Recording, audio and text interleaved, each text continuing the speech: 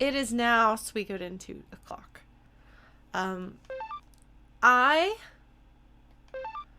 I promise we're going to actually move the story forward. So I realized I'm feeling a little bit burned out on Suikoden. But I think part of that is because we've been running around doing so many mini games and character collections and stuff that like I have completely lost the feeling of the story, which is actually a really interesting and compelling story with a lot going on. So as cool as it is to do the cooking mini game, for example, and I do want us to eventually get through the entire cooking mini game because there's a story arc there too. Part of the problem is me going on really long tangents and losing sight of everything. So I'm going to try to keep that in check, not because I feel like I don't have the right to talk like that, but because I feel like I've swung too far in that direction and it's kind of throwing off the pacing of the streaming experience. Which, I mean, you have to sometimes go too far to realize where you actually want to land. And so giving myself permission to, I guess, go off on tangents as much as I want to is good. It's good for me. It lets me lean into being who and what I am instead of trying to be preoccupied with what other people want me to be. Which would in this case be me being like, people don't want me to talk so much. But no, I feel like I need to maybe reel that in a little bit, which is not to say we won't go on tangents. But if you've been like, oh my god, she's talked so much lately, it's insufferable, like, you can breathe a sigh of relief and know that we're going to play a little more of the game than we have been. And Blues, it is possible. That's why we're not going into Suikoden 3 after this. I think I'm done with playing games that I know, and I'll have more fun playing games that I don't know, which is why I started streaming and what I usually do. It's a very different experience. So this feels less like something that I would want to archive on YouTube, even though I have been, because we've got a couple of folks who are following along there, and if you are one of them, don't worry, I'm not going to stop putting these up on YouTube. But it really feels like just hanging out with friends, and there's a video game that's kind of the excuse to do it, even more than usual. And I think, for me, I feel happier when there's a bit more significance to the game that I'm playing in the experience of streaming it, if that makes sense. And that's not necessarily something that playing the game that I'm replaying, especially when we've gone on tangents, not just me talking, but also the story. Like, the story is really good. And we've like completely lost the thread of it in some ways, because the combination of me talking and doing side quests and mini games and things. So we're gonna just try to progress the story. If we need to recruit people, we will of course do that, because I don't want to get locked out of the best ending because of recruiting issues. And we are gonna do the side quest things somewhat, but I don't want to be like oh no, I gotta go get these people. Oh no, I gotta go get these people. Like, let's give the story some chance to breathe. Unless there's like, this person is gonna be gated. Let's wait until we have some breathing room in the plot and do some recruitment, I suppose. Yes, Ellie, we're gonna dive into the story. I'm just saying I'm gonna be talking a little bit less. So we'll see how that goes. So if you'll remember last time, there was an interesting situation where we were being attacked. And Shu was like, it's no big deal. This is great. They're going to come to us. This is fantastic. We've got this. Nothing to worry about. And then we're like out on the battlefield, and Ridley, the kobold warrior, is like, why are the kobolds in the front? And nobody else is with cannon fodder. And Shu's basically like, it is not your position to question me. I am the strategist here. And Ridley is finally like, peace out, and leaves. And then we were like, aw shoot, we've got to retreat. And so we did. And people are like, we thought we were doing just fine. Why did we have to do that?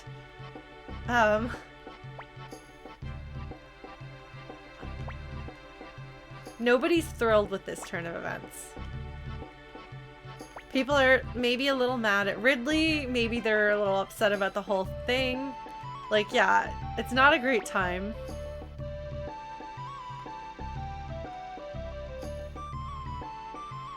Yeah, like nobody is happy with this. And Shu is like, go sleep.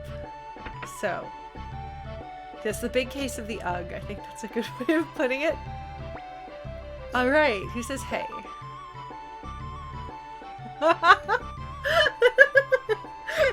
She's so cute. Nanami, I love you.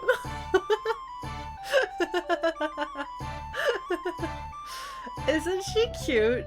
Yeah, no, one thing I really love, one of many things that I really love about them is that I do feel like Nanami and Ryo actually come across as like actual siblings. It's very precious. She's really cute. I love her. I don't know what Adla is going on about. Presumably someone takes it. Yeah, so not to like go like super tangenty in a bad direction, but whenever people like one of the most popular pairings in Japan of Final Fantasy VI is the Figaro brothers as a pairing, and I'm like, have you never had a sibling? Because like,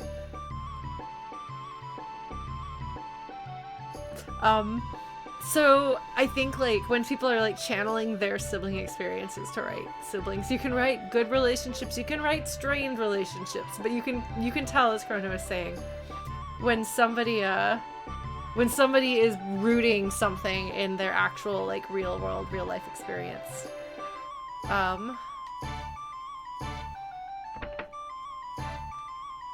Wait, is this my room? No, this isn't my room. This used to be my room, I think. I think this used to be my room. No, this one, I don't know my way around. I have not seen Gravity Falls. I have one sibling and a couple of step-siblings. Although I only know one of my step-siblings, my stepsister. My stepbrother, like, I know him, but I don't know him. So. Yeah, I know which floor my room is on now. I got confused. We are gonna keep pushing through with these. Who are we investigating again? Tuda? There's some basic gameplay information about him. And that's all there is to learn about him. There's not a lot going on. Who should we investigate next? Brandon, I love the thought of giving him an accent.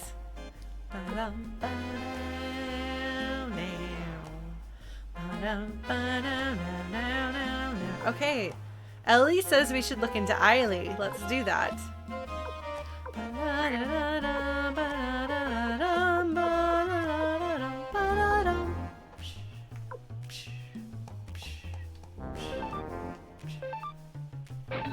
Alright, we're gonna look into Eiley. Then we can look into Anita, but Eiley I think is a good choice. Okay. Such good music. Speaking of music, by the way, I have a video game music concert coming up this Saturday on Ungaku Overdrive's channel. Let's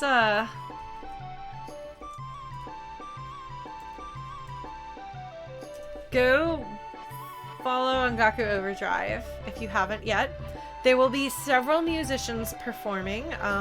It's gonna be Mega Ran and the Megas are kind of co-headlining. They're not playing together to my knowledge, but they are both like headliners. So there's a bit of a Mega Man theme going on. So I will be playing a Mega Man song on my flute. As well as God, what's his name? There's a like musical theater rapper who's gonna be playing, and then my friend Anime Vivi, who is a violist, viola, but also Vivi because Final Fantasy IX is great. I wonder if it's because of viola. I'm gonna ask him. But yeah, so it should be a good concert. It's in the evening. I think it starts at like 7 Eastern, but so I'll be playing late-ish. But yeah, there'll be 2 new tracks. The guy organizing it requested something from Secret of Mana, And then I'm going to be doing a Mega Man song. And I will be practicing this week. I didn't practice today, but I did yesterday. So come to that. Again, Saturday night on Ungaku Overdrive's channel. It'll be good. Hey Dosmea! Welcome.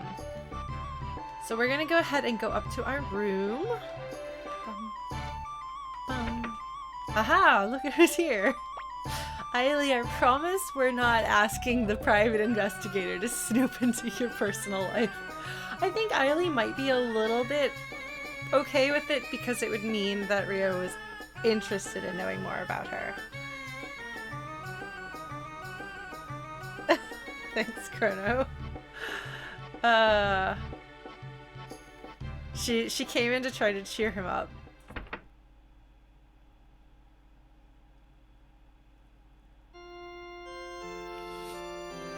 Right! This scene! Agares, by the way, is the name of the king. So...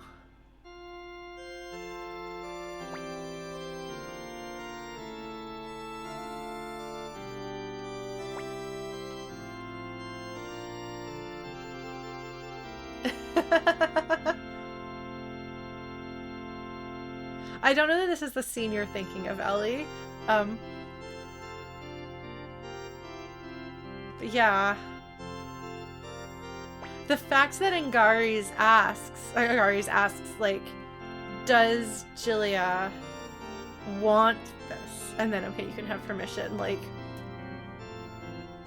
it seems like a moment in which he's not an overtly evil man, caring somewhat about his daughter's happiness. Julia, if you'll recall, we've seen her a couple of times.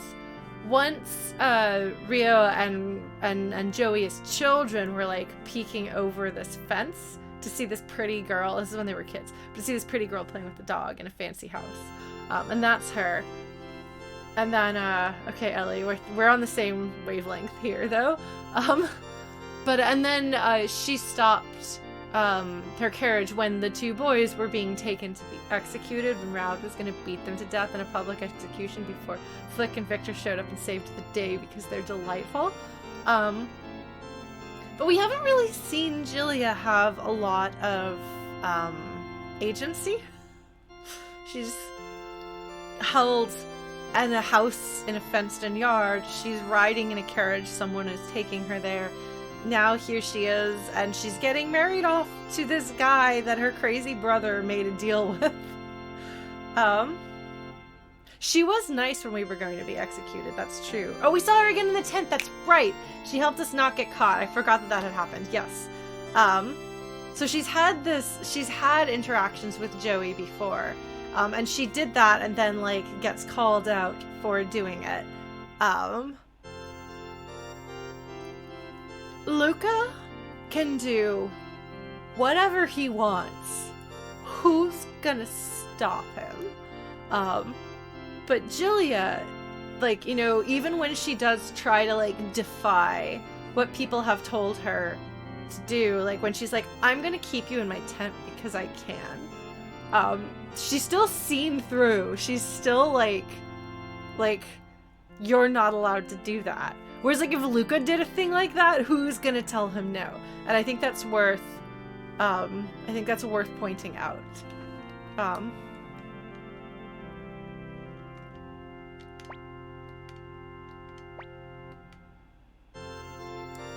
So, Joey's going to take the knight's oath, is what we're getting from this context. Hi, Pixie! Welcome! We're having high drama tension moments in Suikoden too.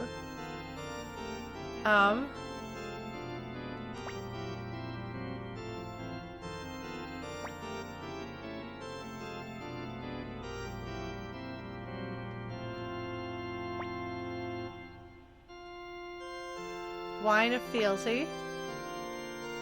Luca's drinking from it.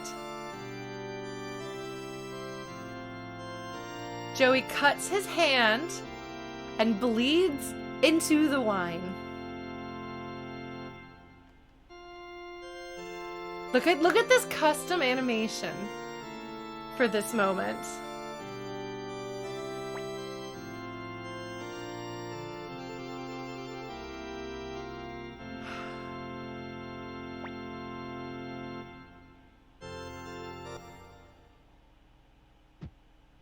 Not very sanitary, is one way of putting it.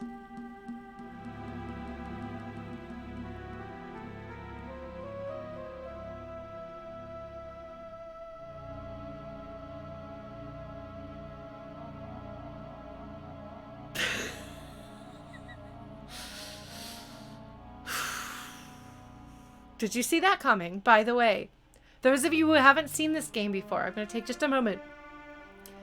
Having Julia in the room to end that to kind of give a little bit of context for the conversation means that you're still thinking about the fact that she and Joey are then supposed to get married, and she's agreed to this, and then she leaves, but you're primed to think about that. So when what happens with Agares happens, you're still thinking about it in the context of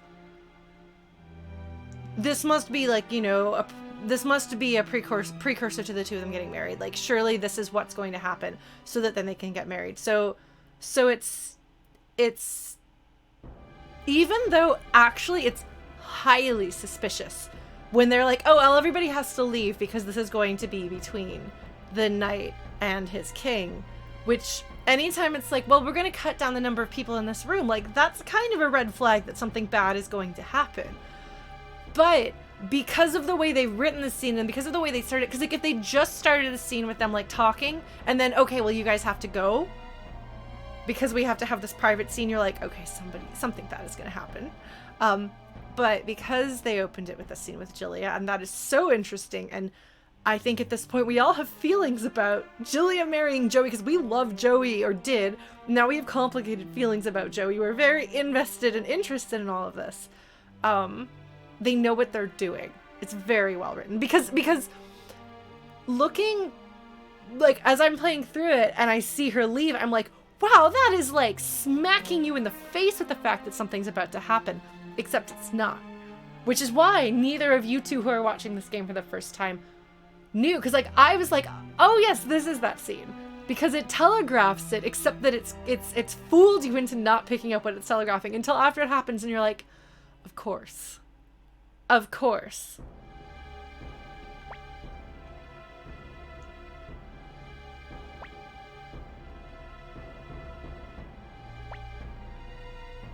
Luca is a charmer. Oh wow, Ampy, I didn't notice that.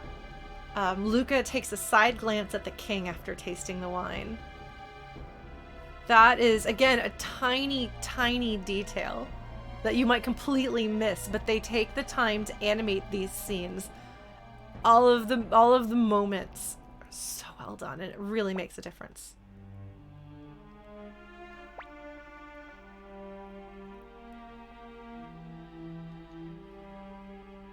You don't even taste a sip of water without having it tested first.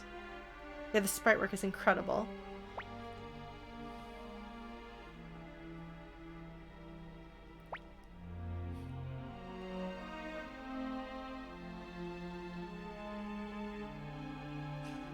So if you'll recall, Luca said to Joey basically the two of them are both bastard sons. That's how Luca's bonded with him, I suppose. So I don't know that this ever gets explicitly spelled out in the game. So you couldn't protect your own wife. Well, no, does he say that he's the bastard son? Or does he say... No, because I think he is technically not a bastard son. But so in the extra material, what Luca is referring to here... Yes, no, Luca is, I think, actually Agares'. Yeah, he implied that he was a bastard when he talked to Joey. But I think technically that's not correct. So that maybe that was a translation issue. I'm not sure. So I'm going to go ahead and straight up tell you what is shared between the lines here, because you can kind of pick it out. Luca hates his father intensely. He hates Giulia, or at least has complicated negative feelings about Giulia. He hates people from Joustin. And he doesn't, he says things that indicate that Giulia is not fully his sister. So when he says you couldn't protect your own wife, what happens here, he does hate a lot of things, but these are like very specific things. So Luca is a great villain because he's this like unrepentant evil person in a world in which that actually matters, instead of just like an evil clown wishes to take over the world, you know. Like everyone is like, wow, this guy is really scary and messed up, as would be the case if he existed in the real world. And they never say, he was broken as a child, he was a good person, but then he was broken and now he's a bad person. But he's also not just evil and horrible with no context or reason whatsoever. Like, he wasn't just like born 100% a monster. And that is kind of what is being referred to here. I don't know, maybe they'll go into this in the subsequent lines of dialogue, but I'm just going to go ahead and tell you. So what happened is Luca, as a little boy, and his mother, who he loved very much, were out on a carriage ride in the countryside. Their carriage got attacked by bandits. I believe bandits from Joustin. I don't think it was soldiers from Joustin. I think it was bandits from Joustin, or highwaymen. But they got attacked. His mother was assaulted and impregnated with Giulia. And it was absolutely brutal. And so the implication there is that something in Luca snapped that day. And he has never recovered. So he hates Giulia to some degree because she's a representation of this tragedy and trauma. He hates Agares because he blames Agares for not preventing this from happening. And he blames, I believe it was people specifically from Joustin. He blames Joustin for that. And so what was he like before that incident? I don't know. The bandits were hired by Muse. There you go, Mercurius. Thank you. I knew that there was a connection there. Yeah, no, girl. So I think it might have been a translation issue there when he talks about the two of them being bastards. I think he might have said something else. Or maybe he meant like he doesn't want to be Agares' son. But yeah, so he absolutely loathes Joustin, and especially Muse. And we don't know. Yeah, Annabelle's dad caused a number of problems. If you'll recall, Annabelle apologizes to Rio for what her father did handling the situation with Genkaku and Han, his friend. Poisoning the plate. Whew, not good. And yet Annabelle was the good guy and Muse is the good guys, you know. At least in the modern era. So it's complicated. It gives the situation complexity. It gives the people involved complexity. So it's not we have the good guys on this side and the bad guys on this side. And it doesn't make none of this backstory about Luca excuses a single action he takes in the entire game. And the game doesn't try to make it okay. Like, oh well, which is a problem that I have. And fangirls of a certain flavor, certainly during a certain era, were really drawn to a particular kind of knife-licking bad guy. If you knew anime in the late 90s, you know what I'm talking about. And the knife-licking pretty boys frequently had this tragic, traumatic past, and so the girls would be like, oh, it's such a beautiful tragedy, he's so beautiful, I love him so much. And I'm just like, you know he'd stab you, right? Also, I know his tragedy was bad, but also that doesn't make it okay to do what he does. I appreciate that this game, Luca's not the knife-licking pretty boy. And I'm sure that he has fangirls, but if he does, they are not the sort of, see, I would say Kylo Ren is not a knife-licking bad guy. I think he's a more interesting character than that, and I can go off on a tangent about that. I finally read, by the way, some Raylo fanfic that came my way, and realized that while I might find their relationship really interesting and think that I understand why people would be drawn to it and find it interesting, that's not what the fans want to write about, and their interpretation of the characters is not what's in the movies. More power to them if they enjoy it, though. Curiosity based, honestly, and it was fine. The writing was okay. I was just like, this is your dream space boyfriend, not the character we have on the page.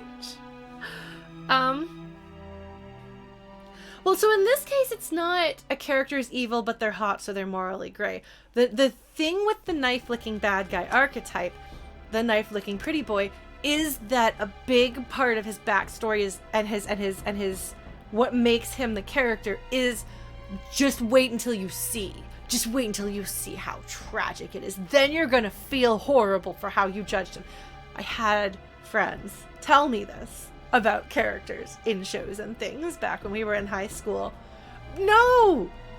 Mass murder is not okay. I don't care what happened to your mother. That's not okay, buddy.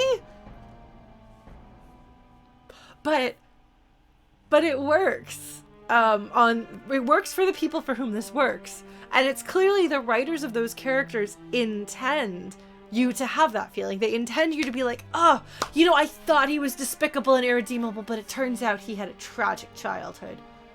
Beautiful. Beautiful. No. So, Murayama, who is a more, might I say, nuanced and mature storyteller, who is not trying to create tropes that will appeal to people's romanticized notions.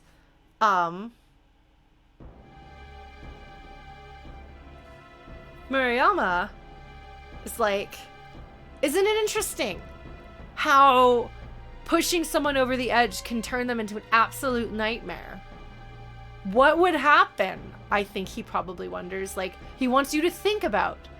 What would happen if terrible things didn't happen? Would Luca still have been something of a monster? We don't know. We'll never know. But also, isn't it interesting that if he wasn't this, absolutely sadistic mass murderer, if he did, a little crime, we might be like, oh, he had this really awful traumatic experience, so that's why he is the way he is. And while it doesn't make what he does okay, probably get some therapy, buddy. But we don't. That's not our reaction. He is appalling and horrifying and terrible, and they make sure you know that. Even if you know the context of what broke him and maybe pushed him over the edge to become the monster that he is, it doesn't make it okay. You're not supposed to find him exciting. You're not supposed to want to comfort him. You're not supposed to find him appealing because of his tragedy. You're not. But it does add nuance and humanity to him. It does. It does. It doesn't make him a good person, but it makes him a more interesting character. Okay, Green Lanyard, the tragedy of Luca is that when he was a little boy out on a carriage ride with his mother, they were attacked by bandits who were, as it turns out, hired by the governor of Muse, which I had forgotten, who then brutally assaulted his mother and impregnated her with Gilia. And he was present for the entire attack, the entire assault, everything. And so that's what snaps in, again, we don't know what he was like before that, but that certainly didn't make him any better. And so it's a very, it's interesting, isn't it? Isn't that interesting to know, especially because it's not supposed to make us like him or sympathize with him. It's just supposed to show us that he is a human being. He's not just this monster. He's a horrible person, but he's still a person who has life experiences that shape him. It's good writing. Murayama is a very good writer. You can just see how deftly this scene is handled.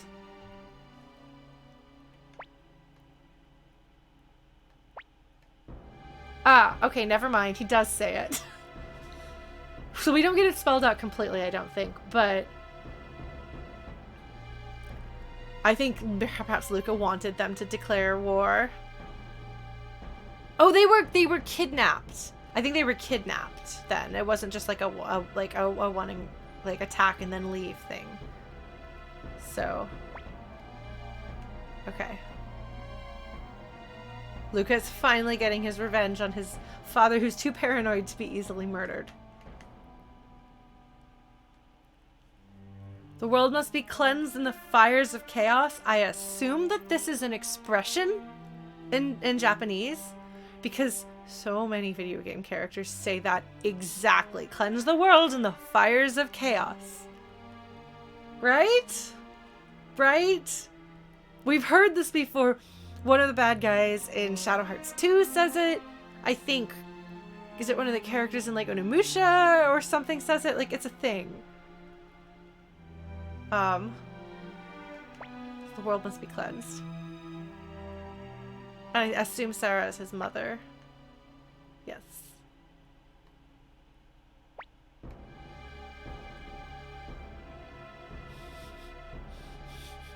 So yeah, just add a little regicide to Joey's ever-growing list of crimes.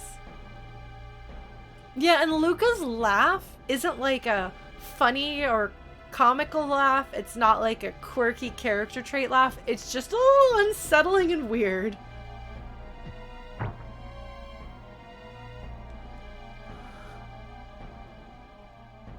So now Joey has collapsed. Like, I'm sorry, that's pretty metal. You know?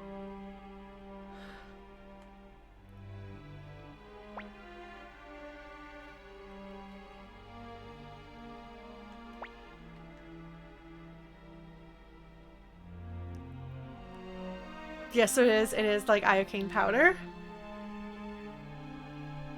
Yeah.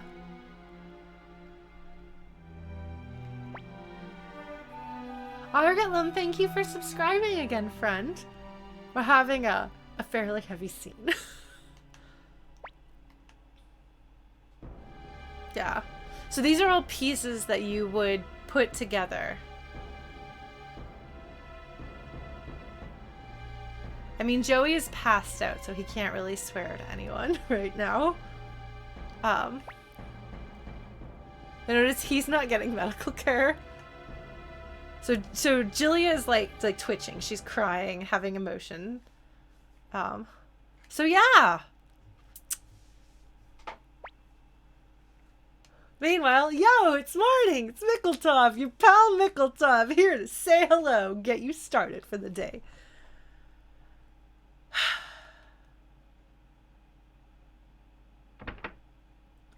Oh my god, Chrono.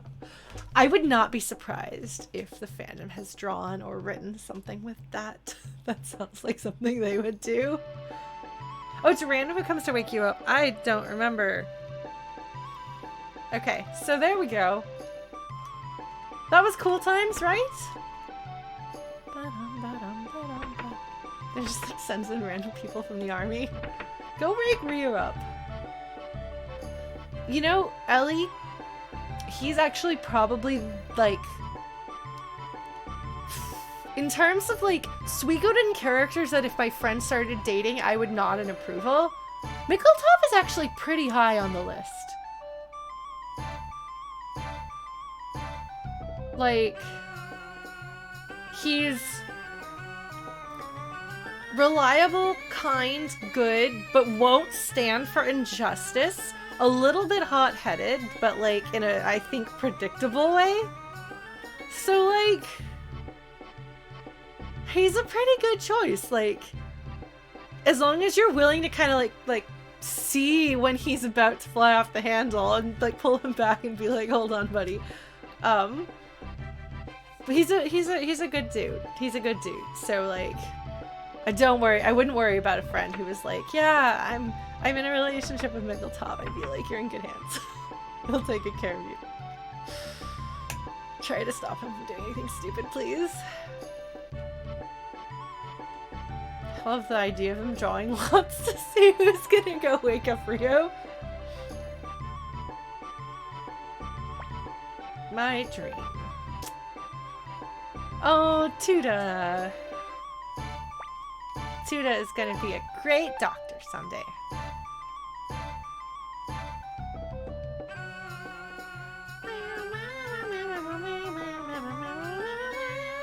Look, so calling it the suggestion box.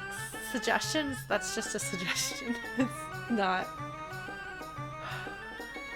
Nobody puts suggestions in there. I wonder if it's actually called the suggestion box originally.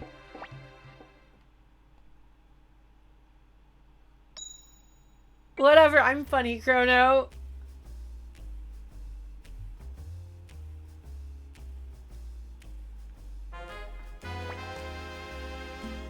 Oh, they're from the Grasslands! Are they? They're not Korean.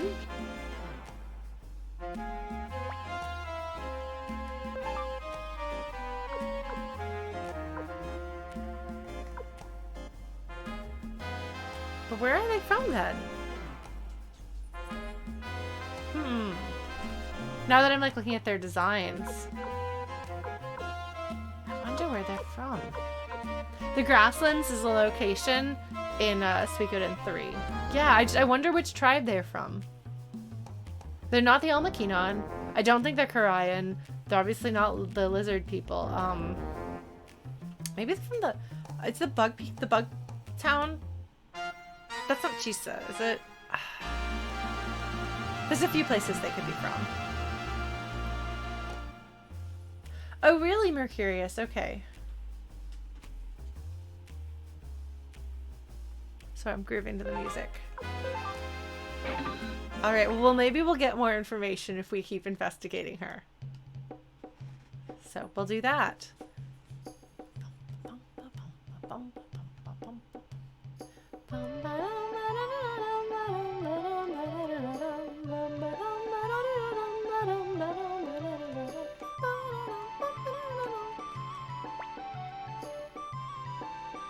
Let's go ahead and save, since we've had some story bits.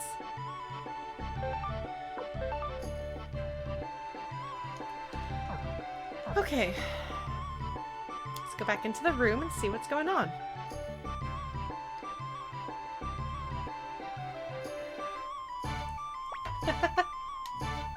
Well, Mr. Strategist.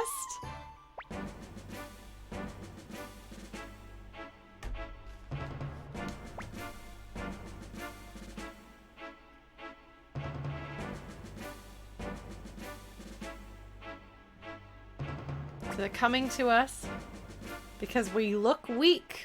They saw Ridley and his team leave. They saw us retreat. So our weakness and vulnerability are now known to the enemy, and they are choosing to seize this opportunity for a full-fledged assault directly. Flick is going to make fun of them for it. But we're going to leave half our army behind.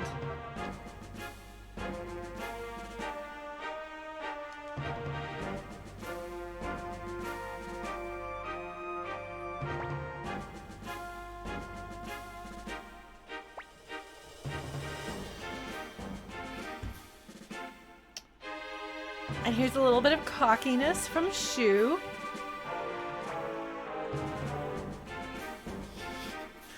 Which Victor will call him out on.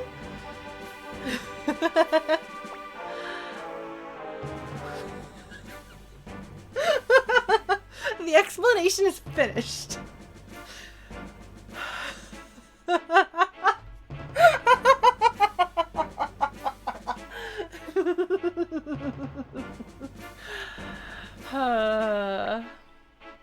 Alright.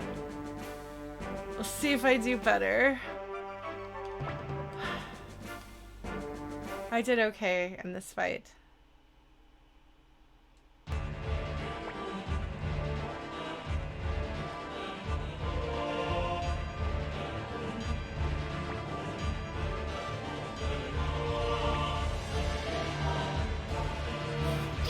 Kiva is very impressed. He has such a perfectly smooth bald head. Yeah, Ellie, we're gonna see what happens. I'm going to do my best.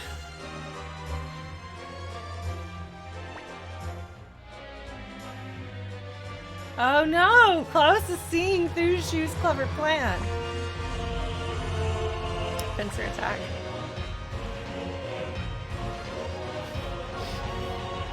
Shu thinks we're too stupid to see his plan.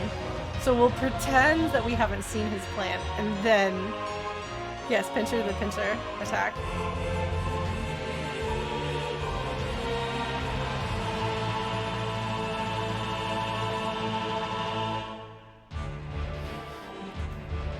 Don't you love Rune? Isn't he just a wonderful war hero?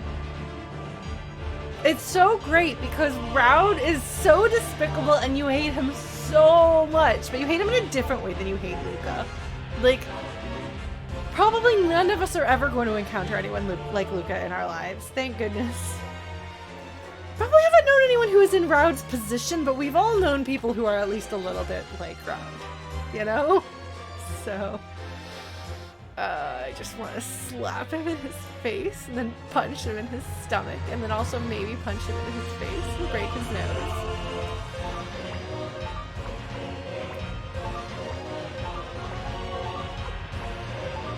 I really love that they have petty evil, not just big bad evil, and that's something the series is very good at.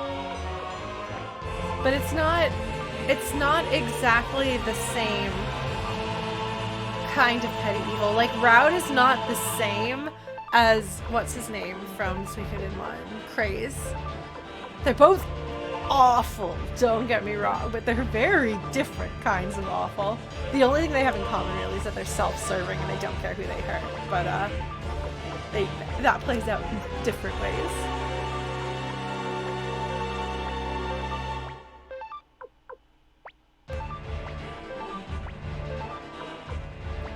We just wait for everybody to get to us.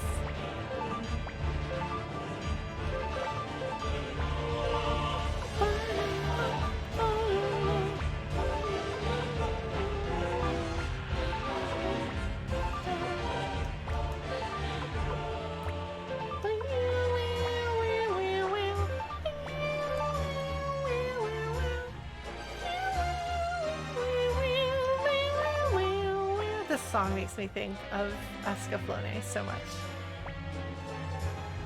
Isn't it too early, Apple says. She was like, it's fine.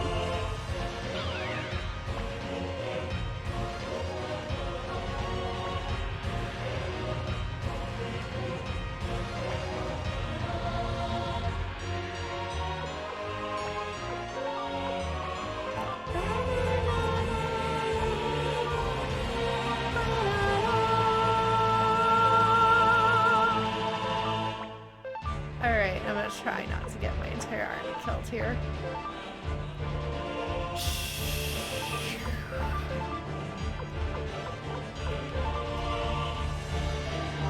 They're gonna die. We'll see how this goes. I probably should have shot someone else, but you know, actually we made Kiva's unit take a damage. Cool. Victor, can you finish them off? Yeah, I know, Teresa did a damage. Amazing. Okay. Oh god, their defense is so high though. How on earth did Teresa manage that? I don't know. Should Victor go murder them? Oh, hold on. No, I thought you had a fire rune! You don't have a fire rune! Is he gonna be able to? I don't think he's gonna be able to. I think... Oh god. Yeah, we'll go here. Fight these guys. Sai has the fire spirit. For some reason I thought somebody else did. Okay. Alright. Take these guys out. Take out these goons! Come on, Flick! Come on, Flick!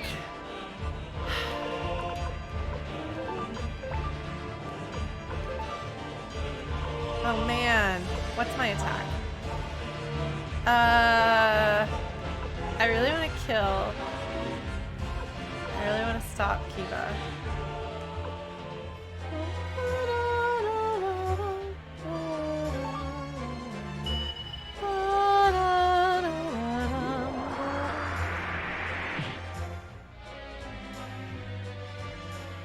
Alright.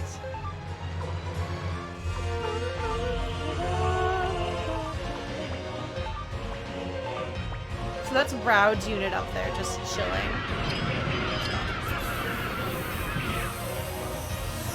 Hey, Victor! Amazing, that's my boy. He's not really a boy. You can't call Victor a boy. He's definitely a grown man. No! Okay, that's acceptable. Fail to damage Victor. More of that, please.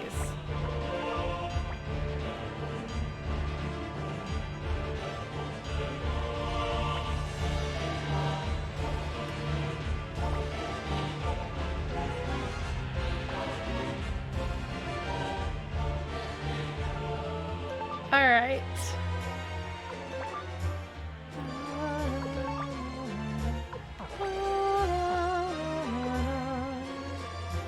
You know, we're just gonna stay here.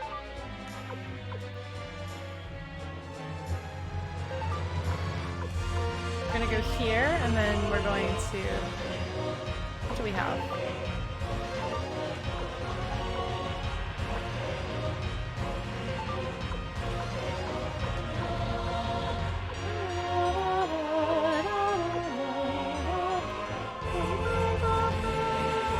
I don't think this is gonna work.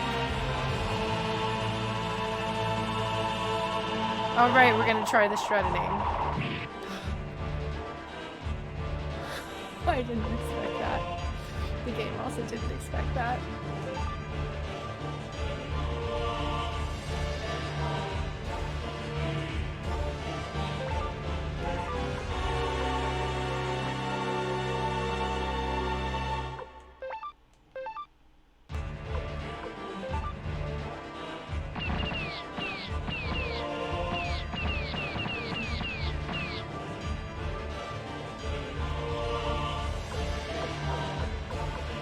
Alright, Victor. Can you murder these guys? The answer is yes. Okay. Cool. You, Teresa, do your best, honey. Well, that happened. Good job. At least she didn't take damage. Alright, Gilbert, get down here.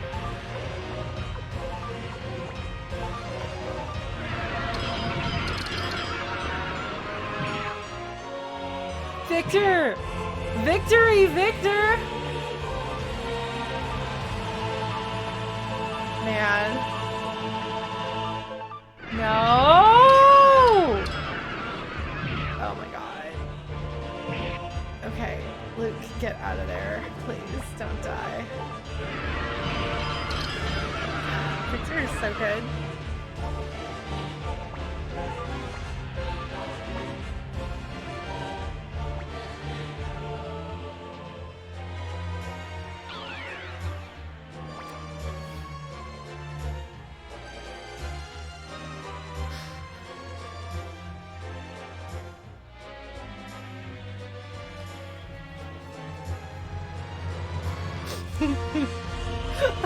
And again, there's pieces to pick up on.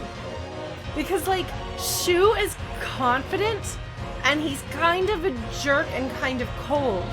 But he's not brash, he's not foolhardy or reckless or how dare you challenge me. It is, in my opinion, totally out of character for him to be like, it is not your place to challenge my strategy. Like, there are many things that are personality flaws, Mr. Shu, but that is not one of them. He knew that the enemy knew that Ridley had already had problems, so what he set up was exactly something that was super plausible. It would be,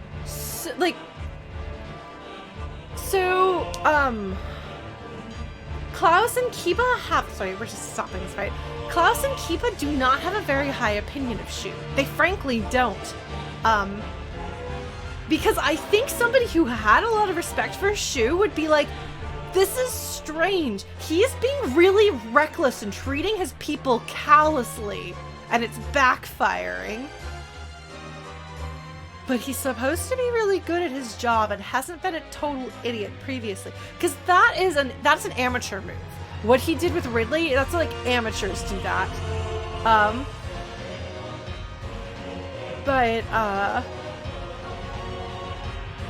But Shu is actually very clever. And he is absolutely willing to take a risky gamble, I think in a way that Matthew hesitated to do.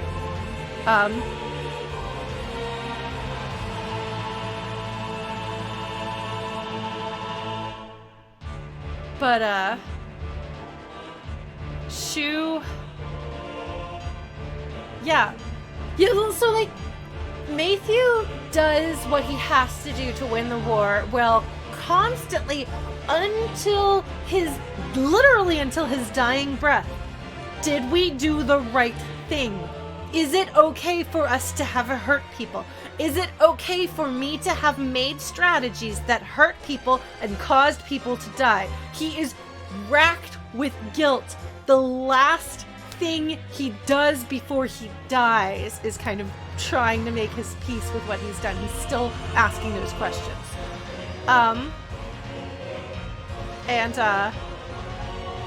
Shu is much more calculating. But knowing that Shu has genuine love for Apple has changed the way I think of Shu. Because instead of him being this character who's cold and where to such a degree that I'm like, do you even have feelings, Shu? That he kind of like tries not to kind of, but he does. And in the original, Japanese translation, like knowing that he has blatantly obvious and irrefutable feelings of warmth and love towards a person, because seeing him in Apple for me drove home how cold and callous and mean he was. And it's fine. I like Shu as a character. I think he's a great character and such an interesting strategist after Matthew. Because Matthew is a bleeding heart who still does what needs to be done while like agonizing, and it like cuts out a little bit of his soul every time. Like Shu is very much not that, and that contrast is really great because like it turns out you can have a good guy strategist who's different. But actually his interaction with Apple is actually supposed to be very humanizing. And I'm so sad about having lost that in translation, because that's so important to understanding the complexity of Shu's character. But yeah, so Shu doesn't even tell Rio about what's going on with Ridley and this plan. Because he's not telling anyone, and it is true, in order for this to work, we have to sell it. And if our people aren't sufficiently freaked out or angry or whatever, the bad guys are going to see through it, and that will just completely undo the benefit that it would give us. So it makes sense. Strategically, it's the right decision, and it is true. We haven't really been involved with strategy. Like, Rio is very much a figurehead. He's the one that we rally under, but he's not really a military leader. The way, like, McDowell doesn't start off seeming like a military leader, but he does feel like he becomes one by the end. And I think part of that is because he's older. Part of that is because he's raised by a great general, and you see him in parallel to his father, the great general, as both of them lead armies. Rio is different. Yeah, Rio is the scrappy underdog with the shining eyes that people feel inspired to fall under. But he's not the hero and leader that McDowell is, in addition to being the Tenkai star. You know, like, yes, McDowell is young, but he's a few years older, and those few years do make a really big difference. Yeah, see, I think Shu is a great character. I think he's really interesting, and I'm really happy to know more about his relationship with Apple, because I feel like that makes him more interesting. But I think he's great. It's funny. My sister was like, you were going to like Shu is great, and usually like she made a joke. She's like, you like grovel on your knees and tell him he's amazing. And I was like, what is the deal with this guy? But like for me, by the time you finish the game, like Shu is a really good character. I really like him. I don't know that I would want to be friends with him. Although knowing that he can care about people, that he was deeply like hurt, like emotionally wounded by being kicked out by Matthew. So he is like a sensitive person with feelings, and he does love people, kind of changes that a little bit. So yeah. Anyway, welcome to we are now about to do the hardest combat in the game. I'm going to save state. How do I do this? Save state. Slot 2. Alright, folks. Hopefully that will not be a problem. We'll see what happens. Did I mess that up? Should I not have save stated? This is just a really hard fight because Ridley will die. It is so likely that Ridley will die in this fight. Oh, it's the war game. Okay, well then I won't load the save state. It is no spoiler to say that it is so likely that Ridley will die in this fight that they have created another character who will step up and fill his Star of Destiny so that you don't get the worst ending if Ridley, and only Ridley, dies. To my knowledge, I think he is the only character in the Suikoden series, I might be mistaken, but I think he is the only one who has a replacement for his Star of Destiny. Is there anyone else that comes to mind that fits that? Because I don't think there is. I think he's the only one. Yes. So when Ellie said this fight took her a very long time, I was like, yep, this is the one. Yeah, I don't think anyone else gets a backup star. But Ridley does. Which I appreciate. I mean, they could have made him less likely to fling himself to his death. But that would require balancing the army battles. And that's hard. So Ridley is really cool.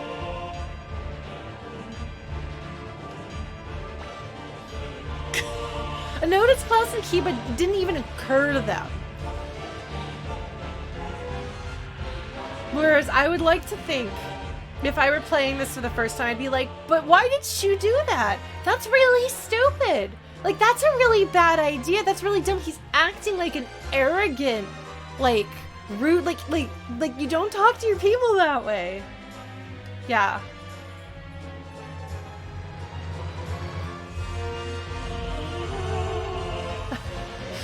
Okay, so Mercurius, I have to ask, like, so I have had a long-running joke with various friends and people about, like, not sneaking into people's bedrooms at night, because, like, that's, like, the joke. She keeps showing up in the middle of the night.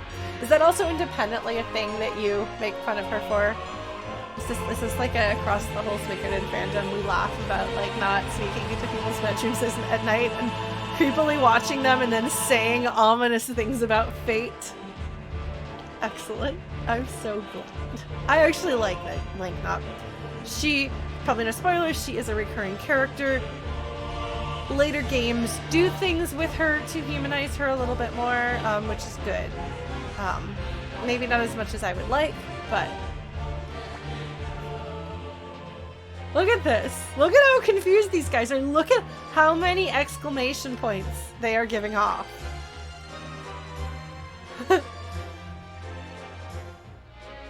And also notice, like,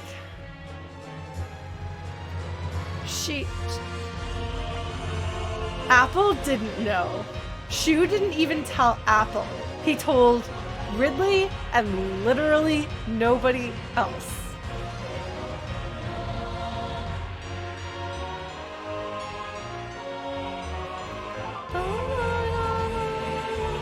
Yes, that is how you keep a secret. Alright, let's see if we can do one last damage to these guys. quite. Alright, Flick. Okay. No. You need to get away. Get away. Come on, come on, come on!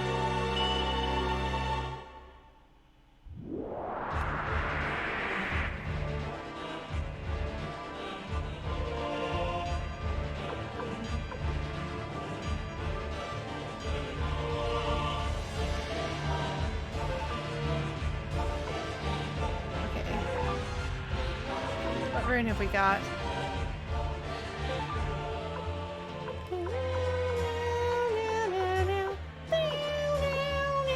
Man, they can attack anyone ever, everywhere. Lightning magic.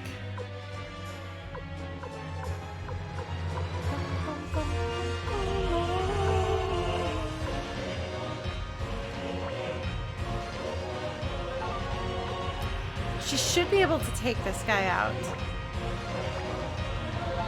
So does Bombard ability do more damage? Because their defense is so low. Yeah, I'm gonna kill an archer. I'm trying to decide if I should use the Bombard ability, which, like, does it make the attack higher or does it just expand the range? Lightning will do more damage, and I could just take out this archer. But I don't know if that would be a waste of lightning. I am asking for advice here. And I know so much has to do with RNG, which is just really bad in this game.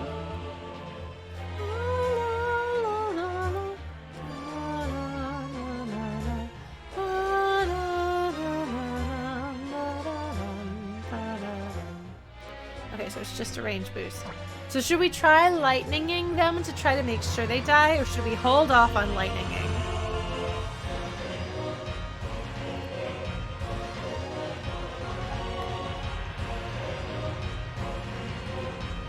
Oh.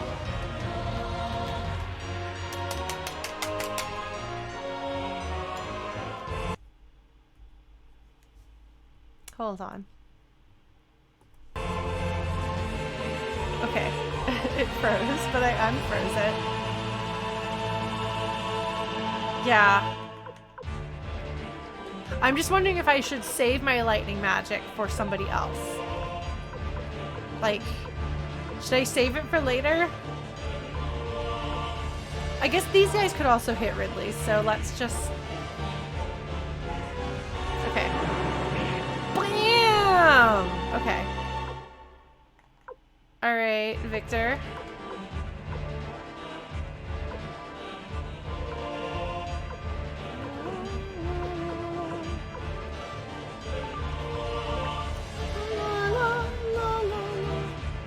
What rune do I have? Prepare self. Okay, that's good to know. Okay. Come on, Victor! I'm counting on you! Yeah! Yeah!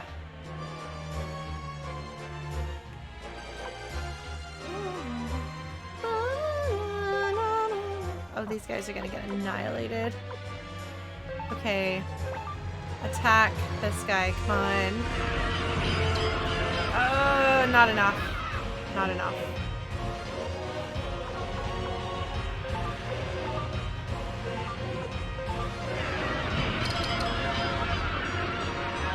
Whittle them down a little bit at a time.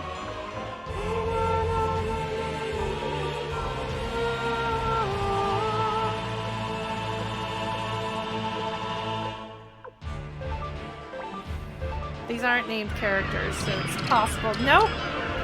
That wasn't a good idea. Well, look. Alright, who's up here still? Gilbert, get down here.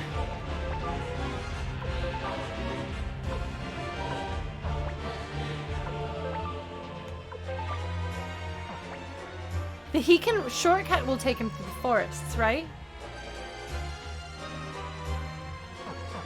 Oh, right, I forgot that Flick hasn't gone yet.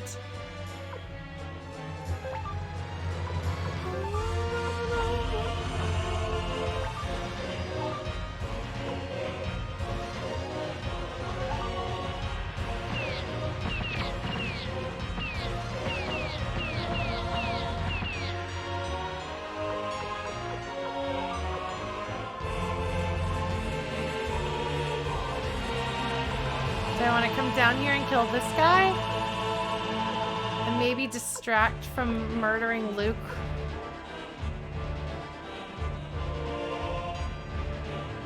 I suppose I could heal Luke.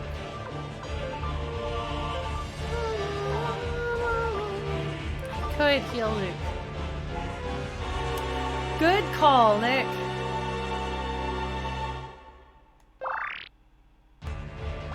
Okay. Well, there goes some kobolds. They're not Stars of Destiny, so better them than Ridley.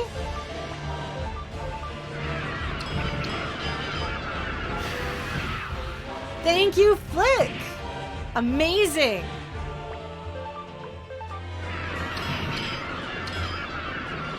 Way to go, little guys!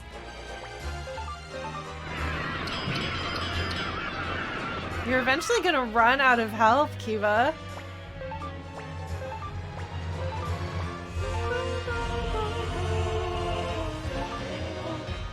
Yeah.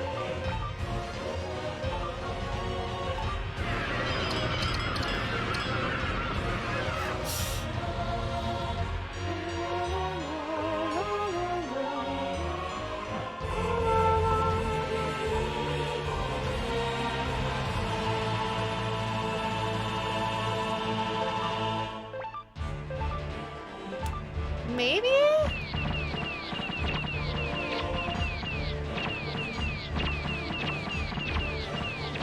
Thanks, Teresa. She's helping. All right. I should have done that first.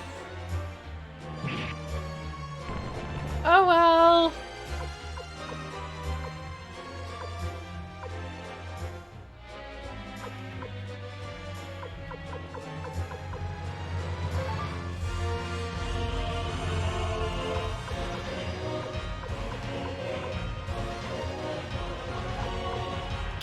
I really want to take out them, but I guess I can take out everyone else.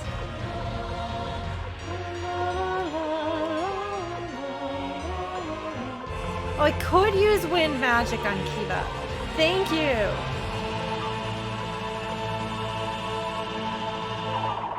The shredding. Nope. It was worth a try.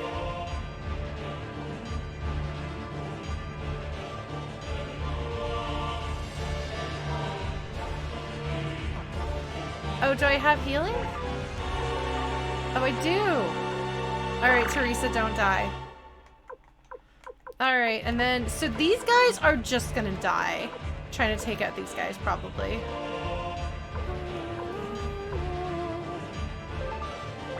Let's, oh, do I have a rune? Yeah, that would be a great time to critical. I'll take that. That's pretty great. These guys are unfortunately nothing but cannon fodder, and I know it. Probably shouldn't have sent them to die there, but I did. I could have just had them wait it out, but I didn't. Alright, so do I attack? Should I try to kill these guys, or do I try once more to kill Kiva? You think we can maybe take out Kiva? I suppose eventually he will be out of dudes. Come on, Flick!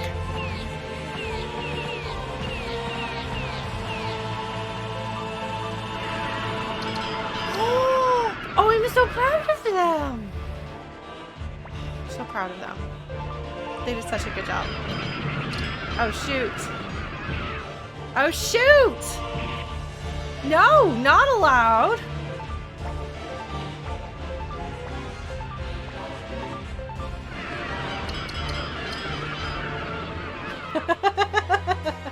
I like that idea, Blue Glass.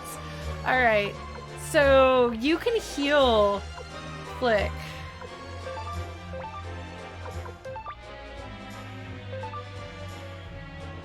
Heals everybody. It's pretty powerful.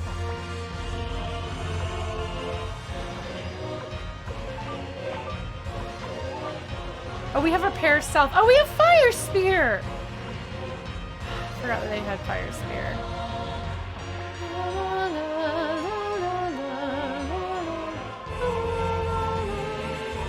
Yeah, I forgot I had fire spear. I'm going to move here. I'm going to heal self, and then we're going to go below those guys if we can and fire spear them.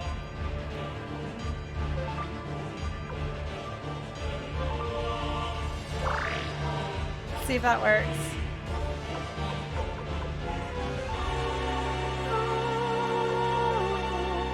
All right, we're gonna try.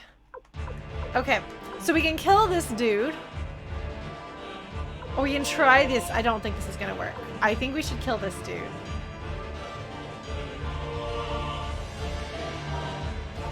Well, we have other chances to fight Kiba, so let's take out the extra. If possible. Luke, come on! You had one job, buddy. One job. Okay. Alright, Ridley. Attack this guy. That was not supposed to happen!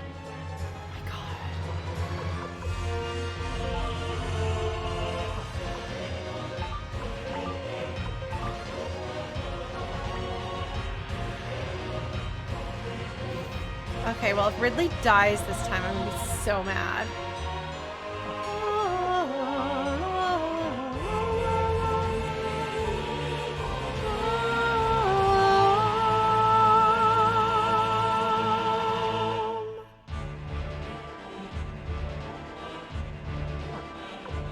These guys can try to fight that guy. Oh, that's true. We could try to shoot them.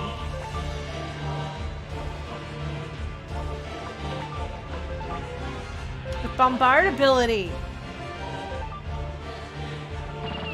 Come on, Teresa!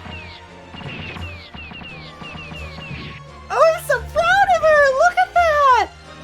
Amazing! Amazing! Amazing!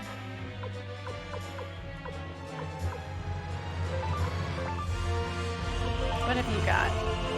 You can heal somebody. Alright.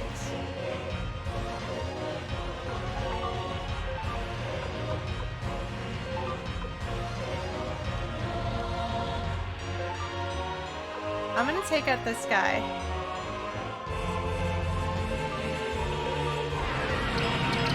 Okay. That's done. So now it's only Kiba and Klaus that we have over here. We'll leave Victor and company here. See what happens. Rune is just chilling.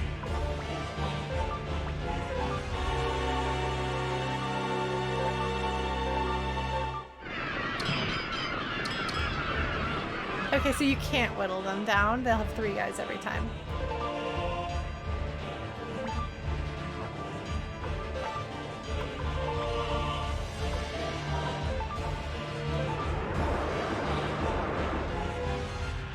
It was worth a try. Okay.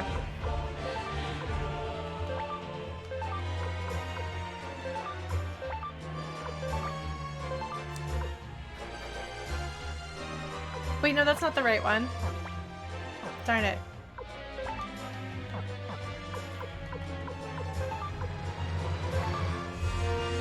Okay, and then you move down here. And you heal Ridley. Yes. Good.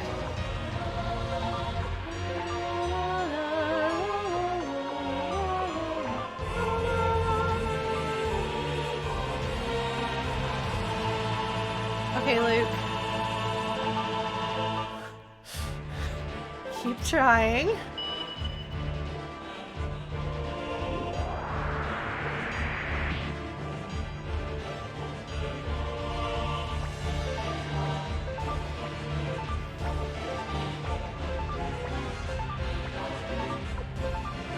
Don't kill him.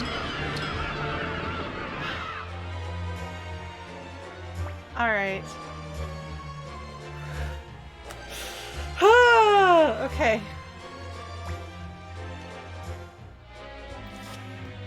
Rune, please help us. I guess we could go over there or something.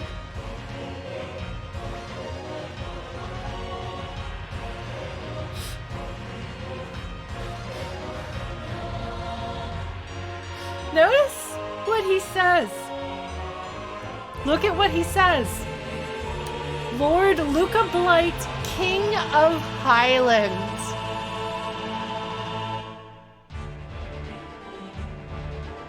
You'd be well advised to follow them immediately.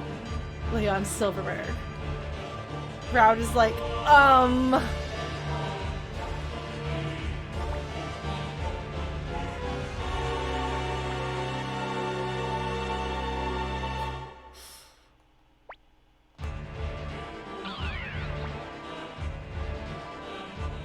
And Leon.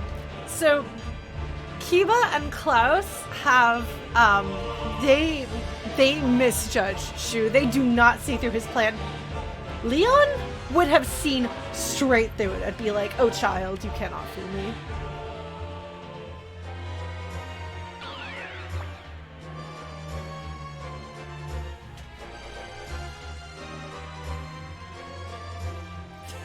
Sorry, guys. My strategy has brought us to ruin. How dramatic. I am so glad. Honestly, Teresa getting that really good hit in the very first blow, like, amazing. Amazing. Apple's like, maybe we shouldn't murder them. Yeah, I'm so proud of Teresa. She was not useless. And she, like, did another, there was another one she took out. I was so proud of her.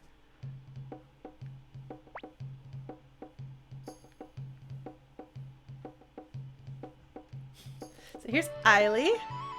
Felika's super excited that we're not dead. It's a valid concern. I love that Pelika and Bolgan are BFFs. They are, like, look at this. They just, she runs headlong into his big belly and he laughs. It's great. They have a great time.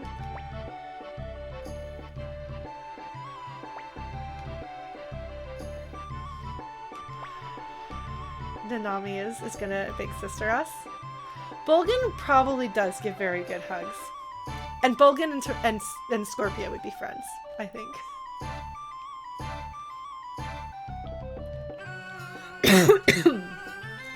Looks like you're okay.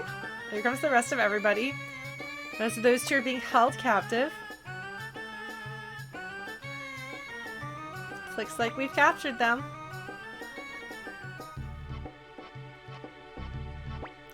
I love Victor worrying about these kids. I think it's really cute.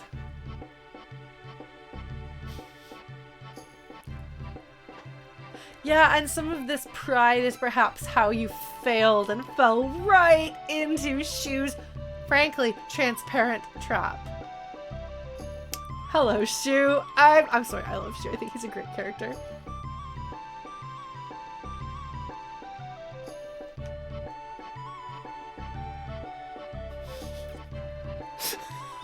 We should accept them as our allies, he says. We're not gonna cut their heads off.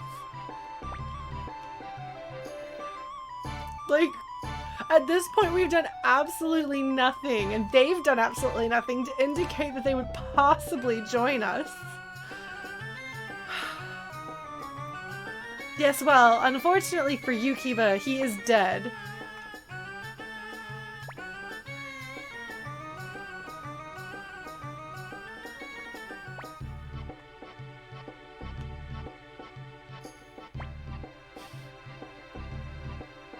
They sent us a letter. We re-eaved a letter.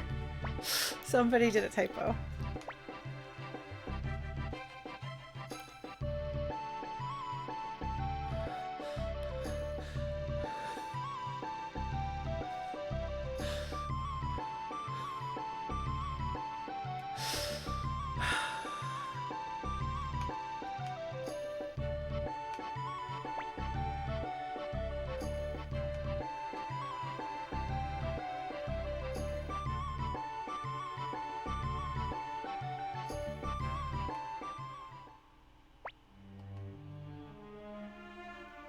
Ugh. And to their credit, they are smart people. Like they underestimated, like frankly, they underestimated Shu. That's exactly what happened there. They underestimated Shu. But they are not actually idiots, so they know exactly what's going on here. Oh, okay, Klaus does.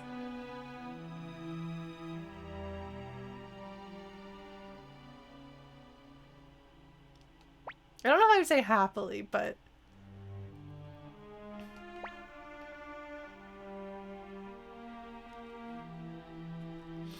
She was like, yeah, he's not a good king.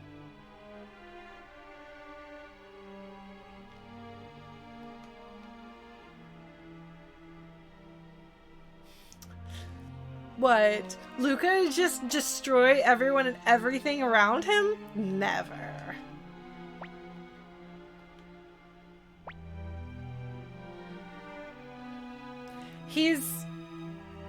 I would say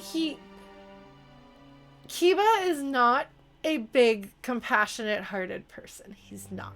But I don't know that I would say that he's like pro-Luca. But he's also not as anti-Luca, perhaps, as he should be. Or maybe he's afraid.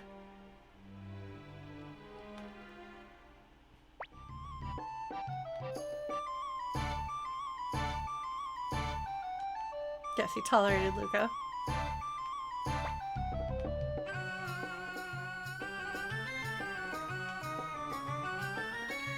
You also completely underestimated your opponent. A foolish mistake, and one that I judge you for as a supposed genius.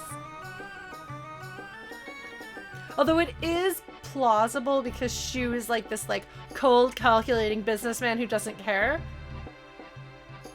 But even a cold, calculating businessman who doesn't care should at least be aware of morale.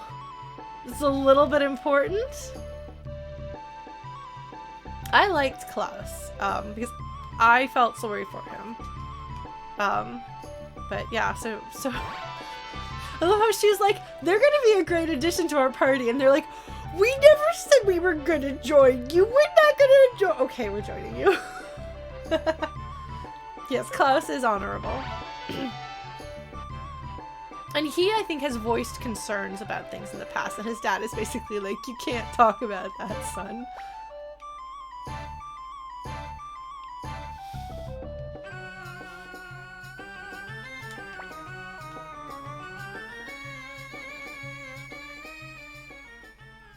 It's great to have Leon, actually on the page being a strategist, by the way, after hearing about him and having seen the results of his strategy and his cruelty. Yes. Shu beats Klaus handily, honestly. I don't think there's I judge Klaus and Kiba for being fooled by that. And Shu knew he could get away with it because he knew they were going to underestimate him. And frankly, he's cleverer than they are. But Leon is the one who trained Matthew, if I remember correctly. Leon is the at this point kind of the patriarch of the Silverberg line strategically. So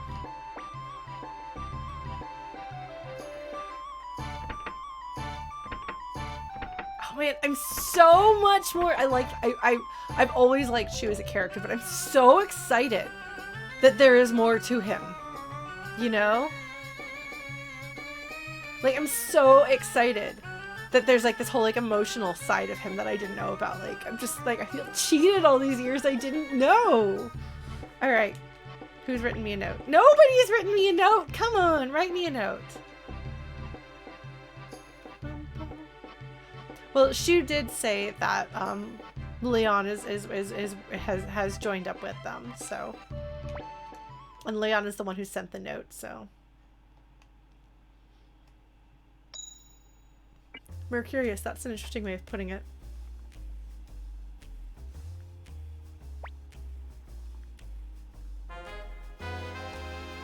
want to know where she's from in the grasslands. Tell me more about the grasslands, Eiley.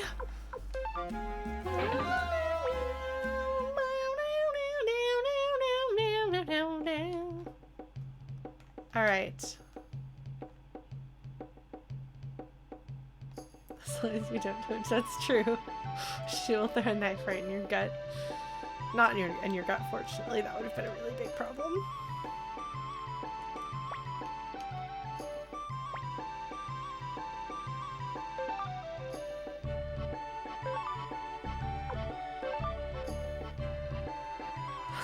Second Flying Kings rule.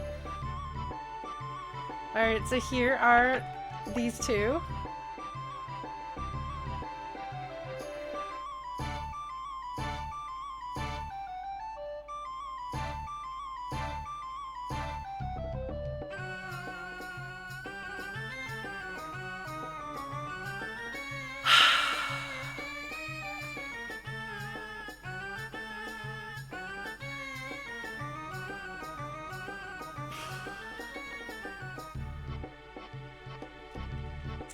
Alright, Kiva.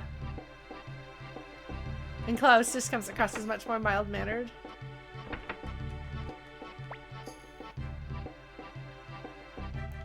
Alright, Ridley, I'm so glad. Because I knew that Ridley could very easily get wiped out, I played defensively to protect him from the very beginning. Like, I cleared that space because I knew he was going to show up eventually. Ah. That's fair, Green Lanyard. Alright, so we can go recruit people or we can progress the story. I would like to do more than just one story scene if we can, and then do some recruiting. Unless we're going to lock ourselves out of recruiting if we do another story scene.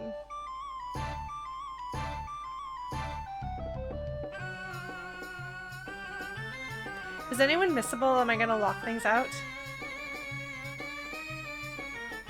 I'm boogieing here. This is a song that I want to boogie to.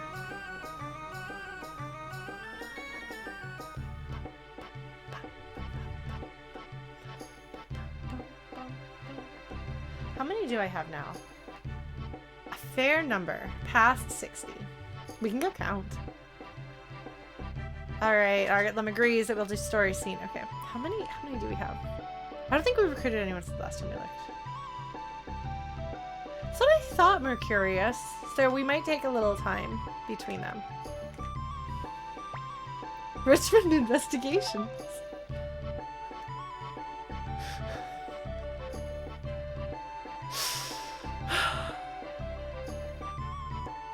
He just like starts hanging out with people. Like, hey friend, how you doing? How's it going? Alright. Alright. Where is everybody?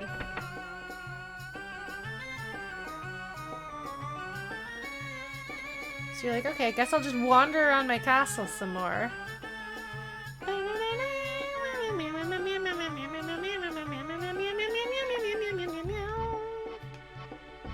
Alright, Luke. We kept you from dying that time, Luke. Okay.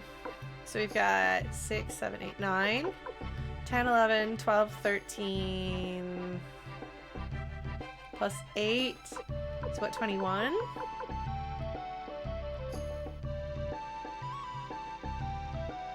$28, 29, 30, 31, 32, 33, 34, 35, 36, 37, 38, 39, 40, 41, 47, 48, 49.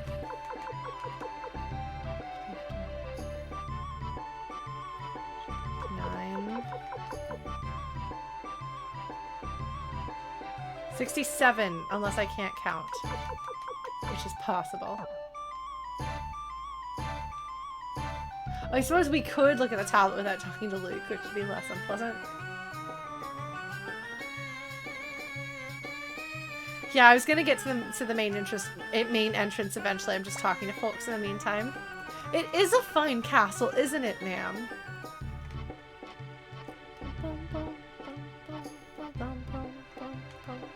We already talked to all of you folks.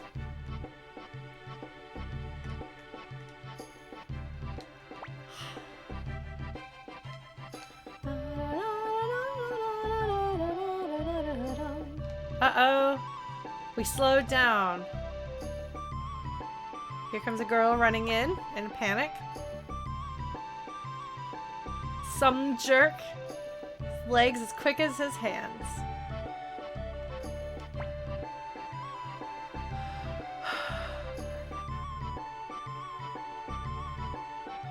Yay! It's Sheena! We sure do love him. Do you remember Sheena? Do you remember Sheena? LaPonte's, like, no good womanizing son?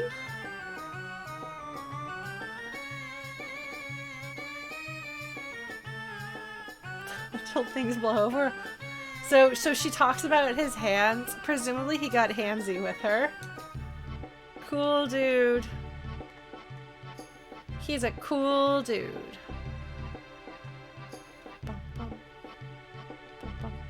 Oh, that's right. He was looking for Tai-Ho. Tai-Ho gave us a ride. All right. So we might ask ourselves, why is Sheena here? Why is he even in this country? What are you doing, Sheena? Why are you here? Did your dad kick you out for being irresponsible and useless? That's reasonable, Ollie. That's a reasonable assumption. It might, Green Lanyard, but given that he is, given that he's known to be a womanizer, I think the implication is that he was putting his hands where he shouldn't have. No, I never used the elevator. I can't keep track of what floor is what, but I know how many staircases to go up. Where have you been? Just walking around the castle like normal. Why are you mad at me about this, Shu? I didn't do anything. And so I don't think I ever realized how dadly Victor is in this game. But like, he really takes your safety seriously. And he takes Joey's safety seriously. Like, he's like personally affronted by what happens with Joey. I mean, obviously then things get complicated because Joey murdered his girlfriend. But like, I feel like Victor very much is like, these are children and we need to protect them. He's a dad bear, yes. He's like, he's standing up for you. He's like, come on, Shu, he's a kid. Let him off the hook. And Shu just looks at him. Did you see that? Shu looked at him and he backed away and was like, So good. Yeah. I didn't actually leave the castle. So I wonder if actually they assume that you do some recruiting then. I don't know. But he's like, please don't die. We need you.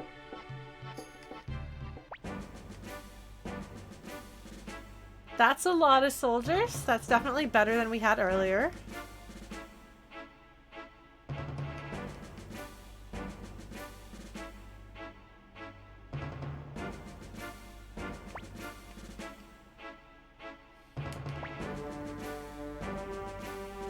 So Tinto, we've seen a little bit of them. Their guy would not join. And when Annabelle was like, hey, can we please maybe fight the island together? Their guy was like, I think I need to take care of my people.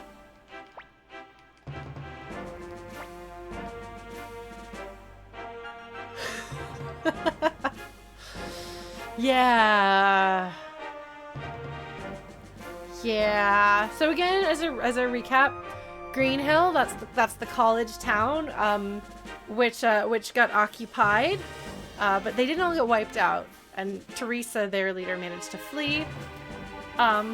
Matilda is led by an awful person who was like, we don't care if refugees get slaughtered. We're not going to step out there. They might engage us if we fight, if we go out there. And then Tinto's just not replying to his messages. So is Tinto leaving us on red, or are they just not even opening the messages? I wonder. Also, hi, Tradu, and welcome. Yes, and Muse doesn't exist anymore. It got completely destroyed. Victor's like, this isn't so good. None of the other cities here are are gonna come in and save the day. And Ridley's like, as soon as Luca's done being coronated, he's just gonna be like, murder them! And then everyone's gonna get murdered. Which is a valid concern. Like, this makes sense because there are so many. Like, there are enough bad guys out there, enough Highlanders that we could just get. They could wipe us out, and because Luca is Luca, he's gonna just come and wipe us out. So this is completely reasonable to be like, this is probably what's gonna happen. It's not like Luca is one for nuance and strategy. So what are we gonna do?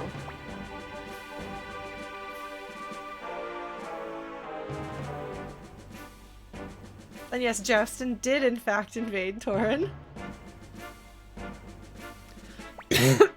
And they'd had a war before that too. Apple's like, what? She's not very polite about this either.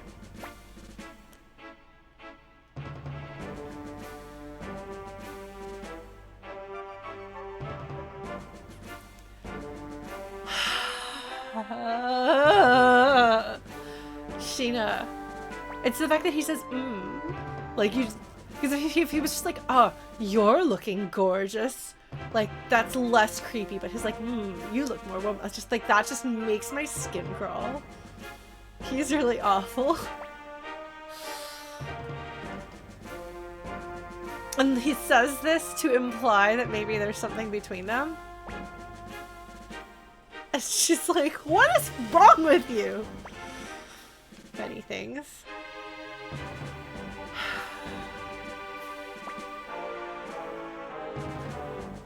Ridley does not have patience for his shenanigans. Sheena's like, wait, actually, please don't kick me out. I have a thing to actually say.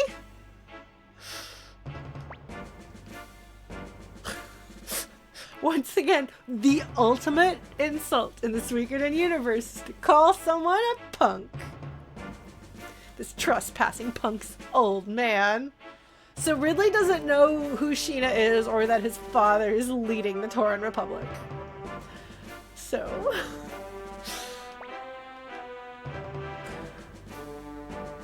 he is a punk. No, it's true.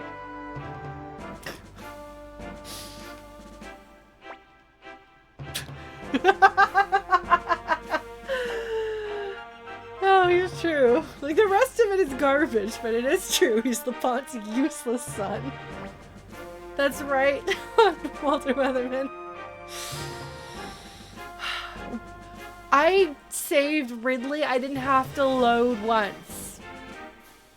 Because we played defense and had really good RNG, and Teresa actually damaged the enemy. It's very exciting. And then just the fact that there's like a little whistle over his head just makes you want to slap him even harder. It's like, hey guys! And everyone's like, oh my god, Sheena. There's not a lot of strong educational system in Two River. Sheena doesn't have any class.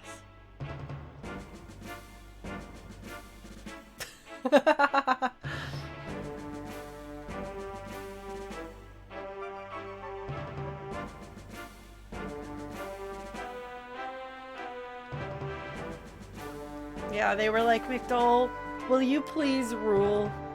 And he was like, no. I would rather not. She was like, yeah, we can work with this. No, now remember, who did they have bad relations with? South Window, where Freed is from, is closest to the border. So there's some problems there. Maybe some bad feelings. Sheena's like, no, we got rid of all that. Yes. She's like, that's true. Shall we go make friends with the characters from the first game?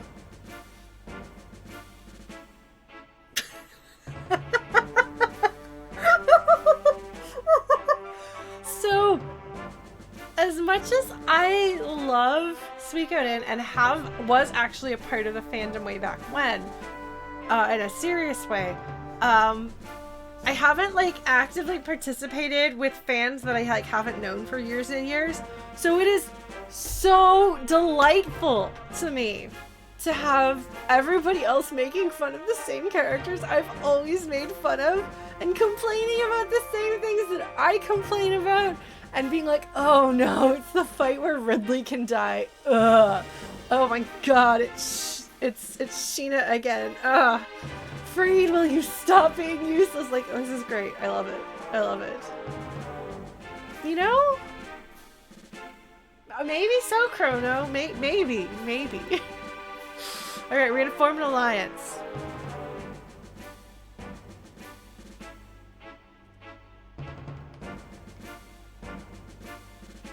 How are we gonna do this? We could boat into Highlands, but that's obviously off rules. I suppose Badlands. Uncrossable. Thank you, Victor. Victor's like, whatever you no good punk.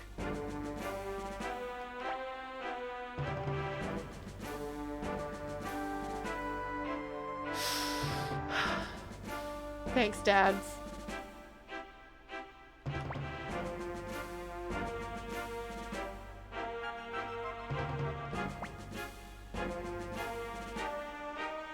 She took him on a pity date again. Oh my god, Blood of the Gods. That is very funny. I am amused. Okay, so we will get to the Tauren Republic if we take some... It's okay. Freed is like, no. She just... Like, Matthew, just imagine how Matthew would say this. He'd be like, I understand your hesitation, but we have to put the past aside and look at the future, and if there's to be a future, we have to ally with them. But Shu isn't Matthew. Oh, get over it! I love that. I love that.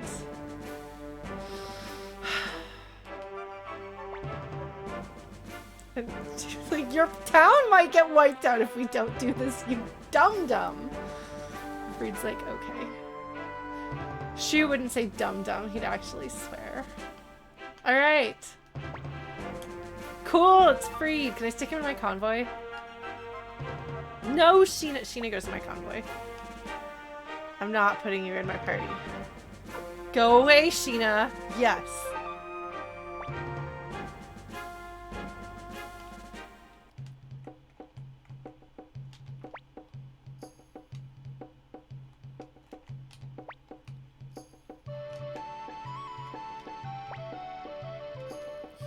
Punk. Would punk, the more times you say punk though, does it lose its potency as an insult? Like if you go like punk, aside from being really fun to say, punk.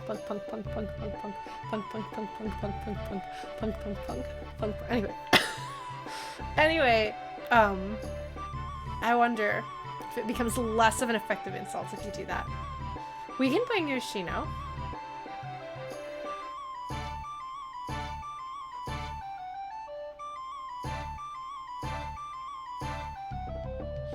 Victor's like, yeah, LaPont is a good dude.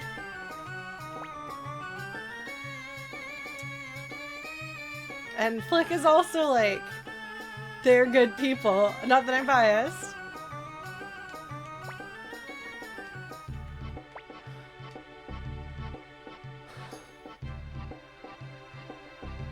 Okay, I really don't know what this is trying to say, but the way that I am interpreting this is that Fitcher is just like, I don't even have to make decisions. Like, I don't have to do anything. This just keeps on going. It's fine. It's fine. Like, this war is just moving right along and I just ride on the boat wherever it takes me. That's my interpretation. I really like Fitcher. I think he's fantastic. Uh-oh.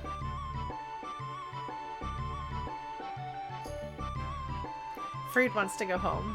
Alright, Freed, I think that can be arranged. Oh no, Blood of the Gods, you're still mad at Victor for that. Yes, I wish to save.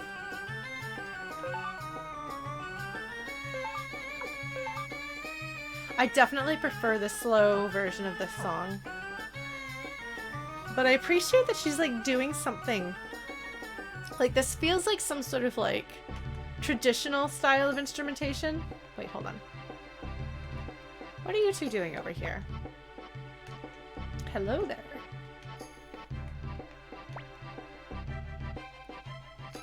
Maybe he doesn't, maybe he would rather be a poet than a swordsman.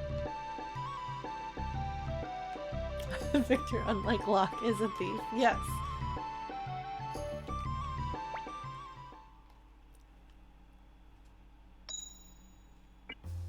I should do a cover of this song.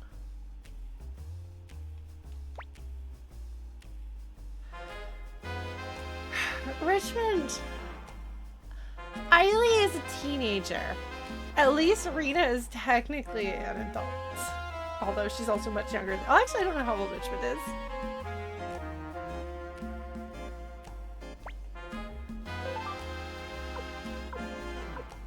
Alright. I bet that this one is like, she seems to have feelings for you, Lord Rio.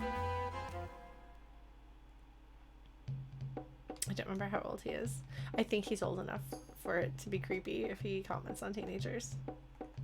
Just by the way, it's creepy for grown adults to comment on attractive teenagers like that. Like, be careful. Don't be gross.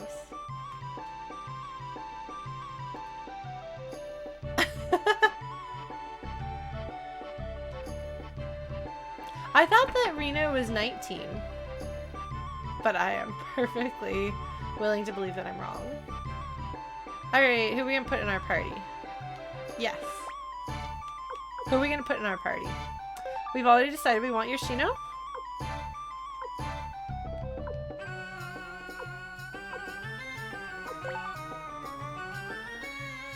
She's so much cooler than Freed. Who else do we want? Flichter? Flichter's a good choice.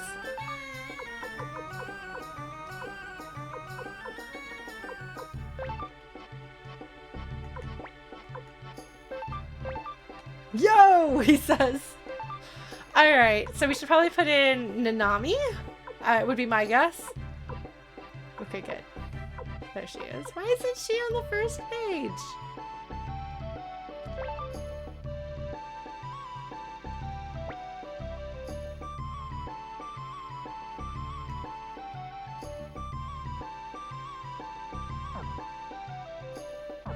Oh, I should probably change the arrangement of my party. Can I do that here? Formation. Here we go. Alright.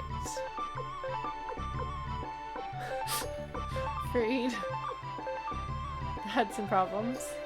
Rena is 18. For some reason I thought she was 19. Well, that's cool. Alright, we'll definitely have to sharpen and get new clothes. Freed! Put on some clothing, sir! Oh, look at that! That's cute, though. Freed and Yoshino both have water amulets. I think they have a unite. I don't know what it would be, but I think they have one.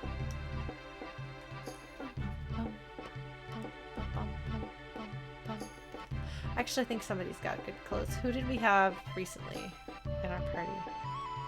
Probably little girl.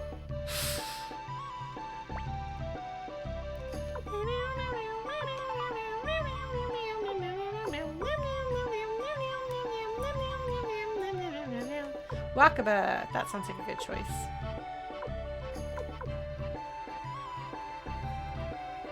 I don't know. Stallion has the same stuff she does. Hayo has a bunch of food, as he should. Mikkeltov and Camus. Mikkeltov has actual clothes.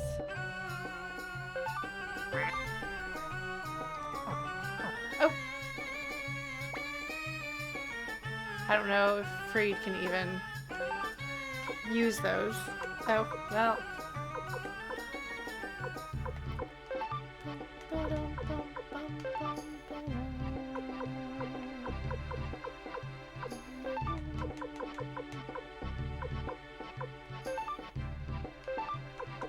Oh, he can't wear that. Okay.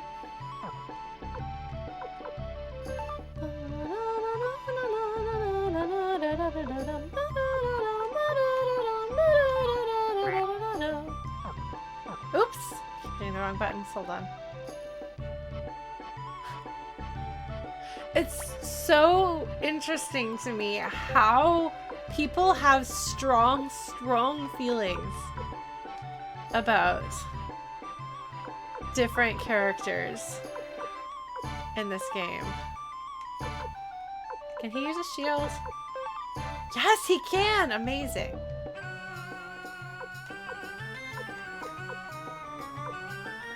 We do try generally to keep relatively family friendly, although we do have Luca Blade in this game, so I need to get some better gear.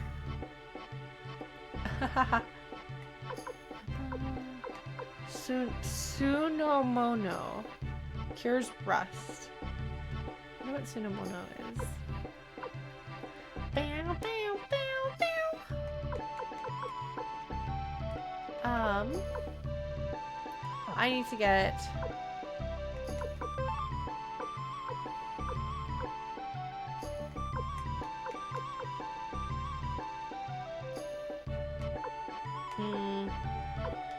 you know, no, we're just gonna go get... Just gonna go buy some gear, and then we're gonna go get our weapons sharpened.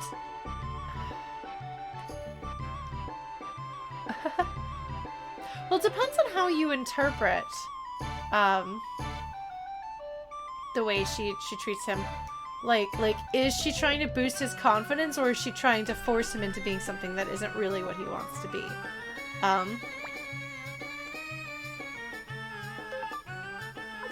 Save.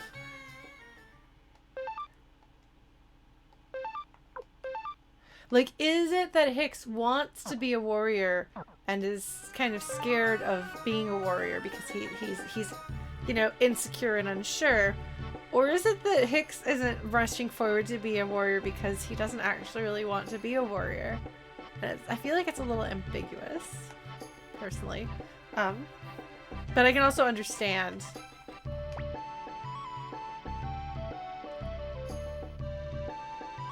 Oh my god, Ellie croquettes heal but poison? That's amazing. I will never not think it's funny that these aren't capitalized. Freed needs a new hat.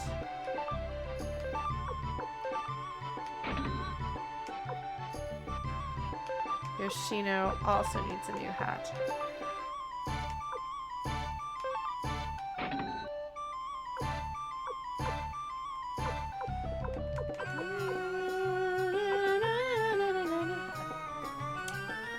I'm gonna have to go find somebody who has scale mail already.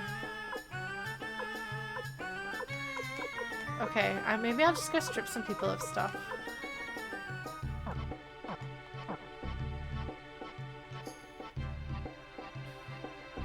Yes, Vicky is a playable character.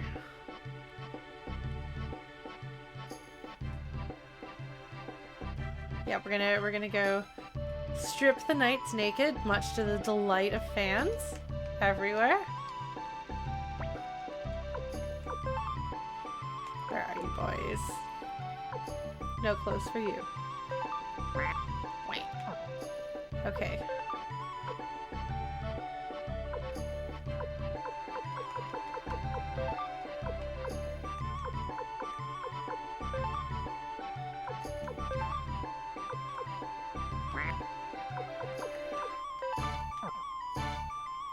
Ah, okay, it happened. Okay, I see.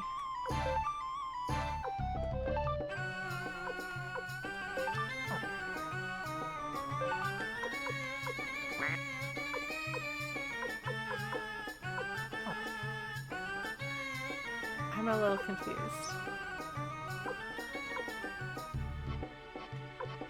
Yes, I think Nanami would appreciate that, yes.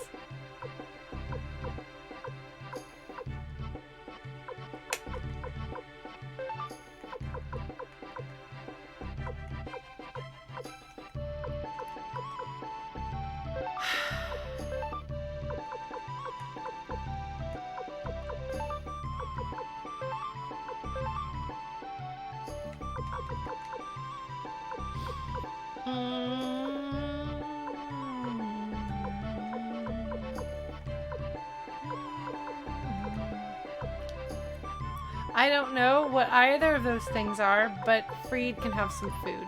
Alright. Excellent. Good. Alright. That'll do. And we'll put the rest of our money into our weapons. Let's do this. Let's see how this goes. Wait, no.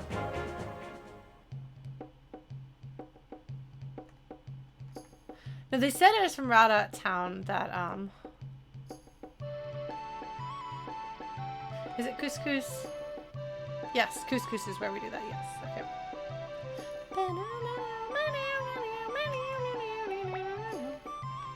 Yes. I do.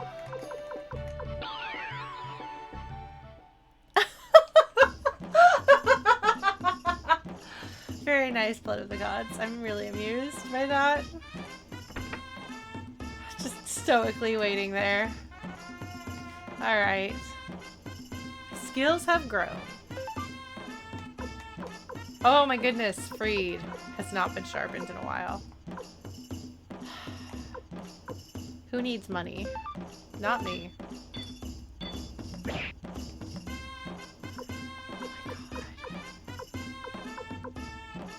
He's so low level. Like, his weapon is so under-leveled.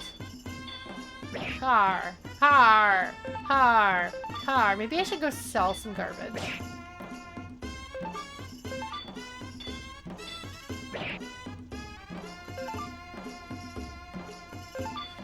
Okay.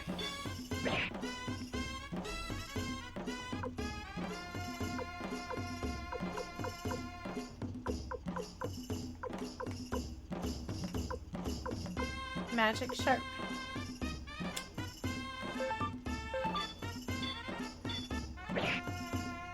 The Odessa plus plus.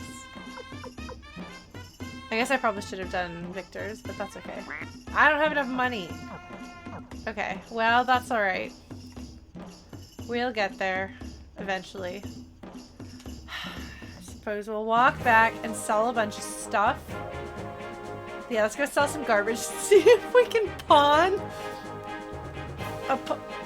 our possessions enough to forge another weapon. Maybe two if we're lucky. Barbara, we need to clean out the storeroom and pawn off our garbage. Let's see how this goes. I'm really glad that you can just sell stuff directly from Barbara. I bet she gives good hugs.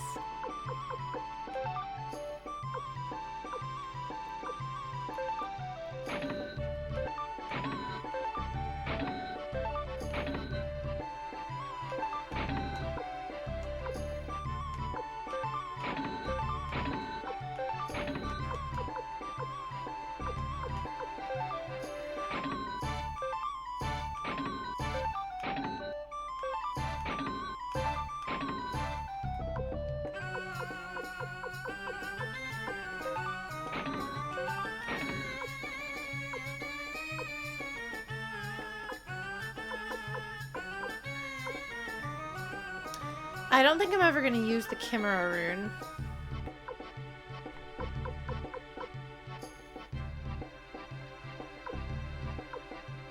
And I don't think I'm going to ever use the Magic Drain rune.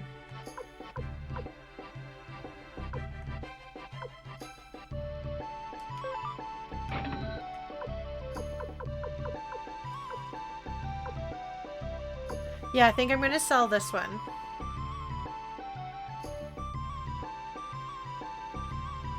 Although, restoring your level 1 magic is really good. Just strip more members of the party and just sell their clothes.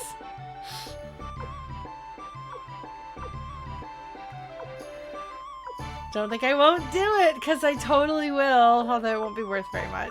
Look at all these naked people in my army. Yes, hit negative 15% is big. Yeah, I don't think I'll ever use it. I've never used it.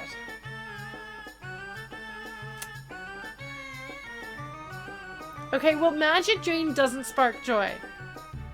I'm gonna... Thanks, Rune. Okay. Let's do it! Cool. Water, wind, darkness, blue gate. We definitely want to keep that. Titan? Like, these are like, these all have uses.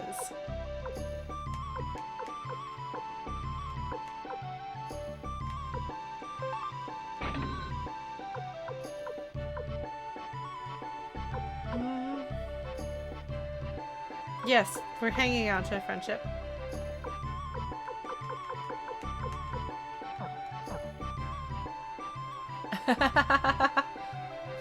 Alright, let's go back and finish sharpening some weapons. Yes, and I think 2 more sharpens is exactly what I want.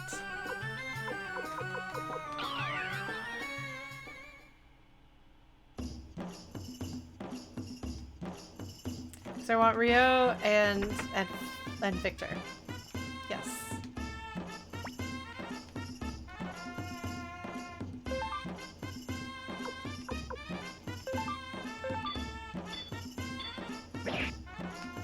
Yeah.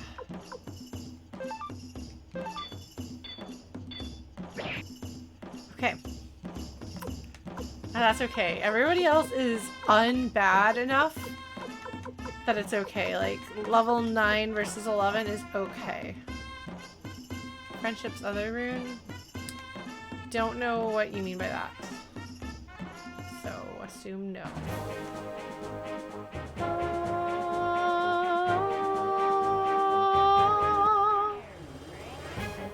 Let's put the Titan rune on Victor. See if anybody else has another rune. I really want somebody to be able to use Pale Rune. Kindness rune, is that the one where you talk to everybody? Because I thought that was the friendship rune, but it's not. The friendship rune is the number of people in your castle.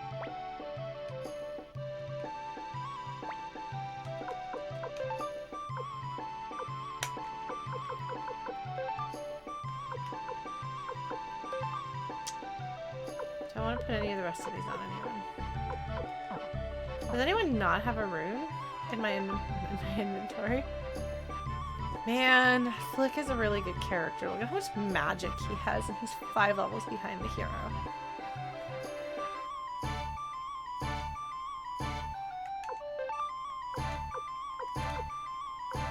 Victor can use 2 runes?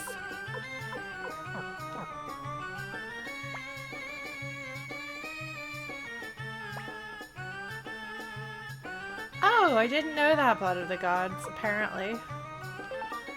What else do we want to put on Victor?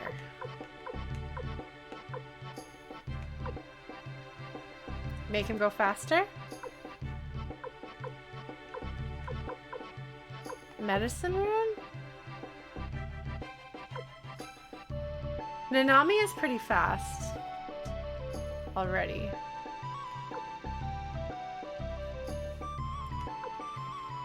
Yeah, like, do we want him to be faster? And poison weapon.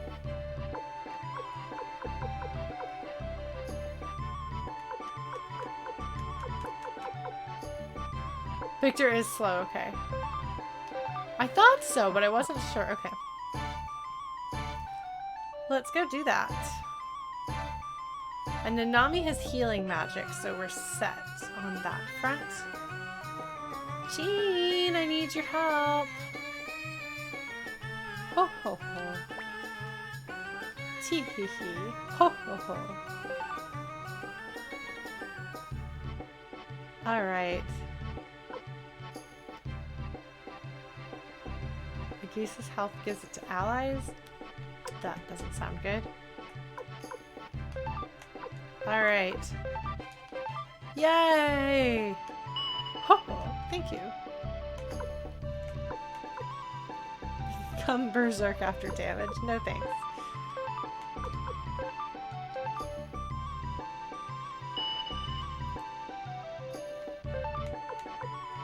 Free doesn't have a rune. but he also kind of sucks. Flick could take a second rune. What do you think about putting a medicine rune on Flick? Or making him a second healer or something?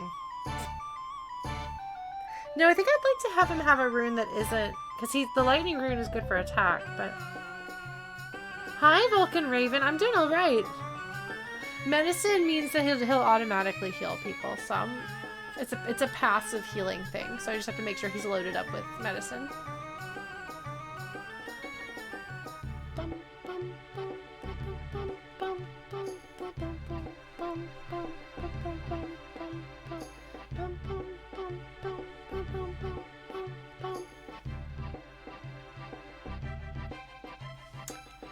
I think we should go for it. See what I think. I haven't used one in a while.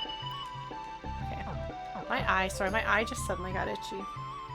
Why are you itching, eye? Eye doesn't know why it's itching. Probably because I need to change my mascara.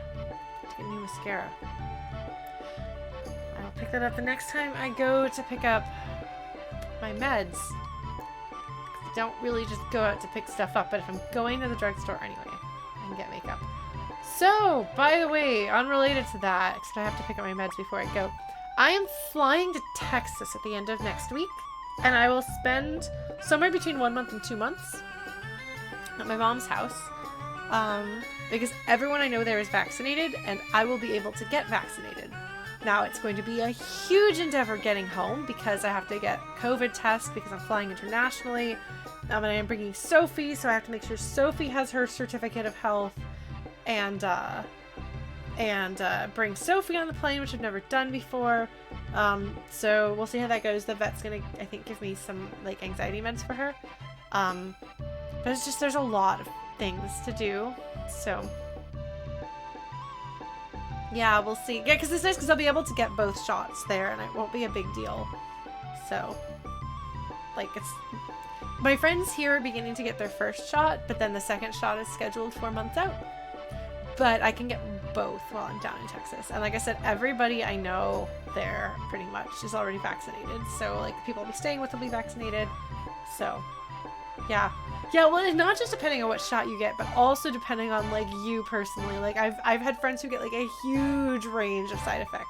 But I will be staying with my mom and stepdad, and they can take care of me if I have bad side effects and feel rotten. So we'll see how things go. Where are we going? South window. South window.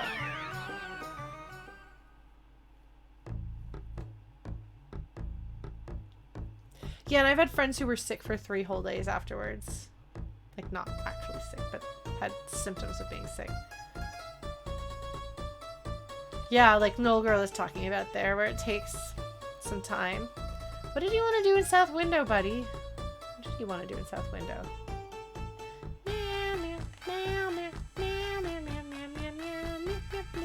Ah, here we go. Yay, green lanyard.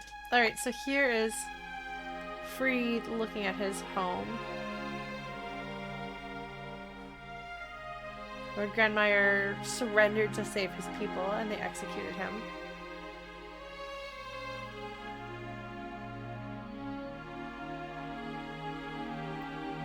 So this border skirmish with the Tauren Republic, by the way, was in Suikoden 1, if I remember correctly. Tinto calls him a coward.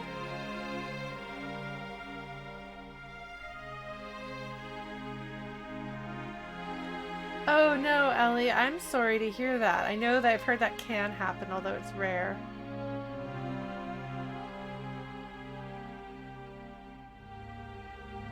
Surrendering to Highland was a bad mistake. I think this is a really good bit of insight.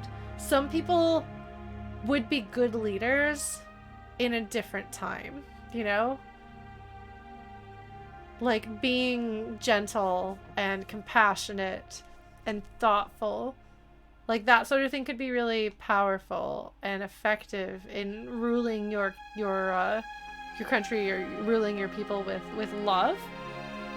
But it doesn't really stop the enemy from killing you all. Yeah, Tinto. Well, we'll get to Tinto. When the time comes, we'll dig more into Tinto. Has becoming. I think they mean is becoming.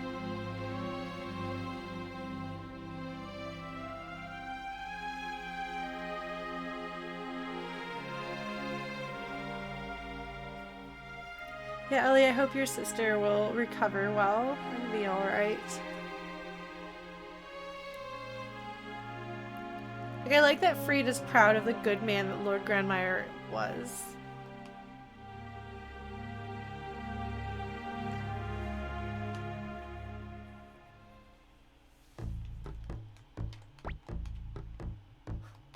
State of emergency, you don't say. I'm not members of the general public.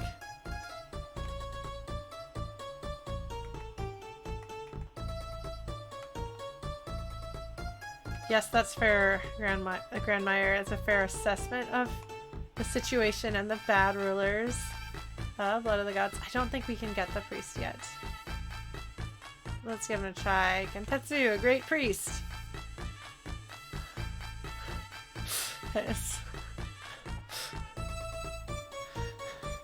I'm glad to know that everybody else. Just another one of those things. Just a great priest. It's just as funny. Alright. So we're gonna go to Radat, which I think is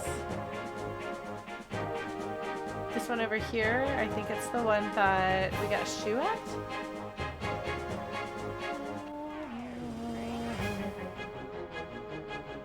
Oh no, Vulcan Raven. I am not going to watch it in German. I am going to attempt to read the book in a language I do not know. It arrived today and I'm very excited about it. So, I made actually a special channel on the Discord. Other people's recommendations, which I think was the right recommendation, so that I can yell my questions about the book and then German speakers in our community can answer my questions. And actually several people are going to be reading it along with us. One of the German speakers is going to be reading it because they've meant to read it for a while and hadn't read the book yet. And at least one person who's English speaking and doesn't read German got like a bilingual edition of the book, which maybe I could have done.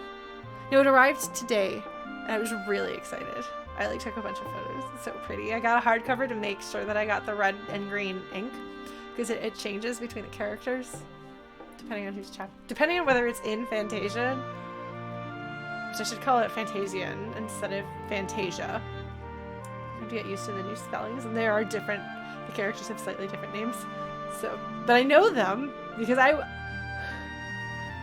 All right, there have been a few fandoms I've been involved with in my life.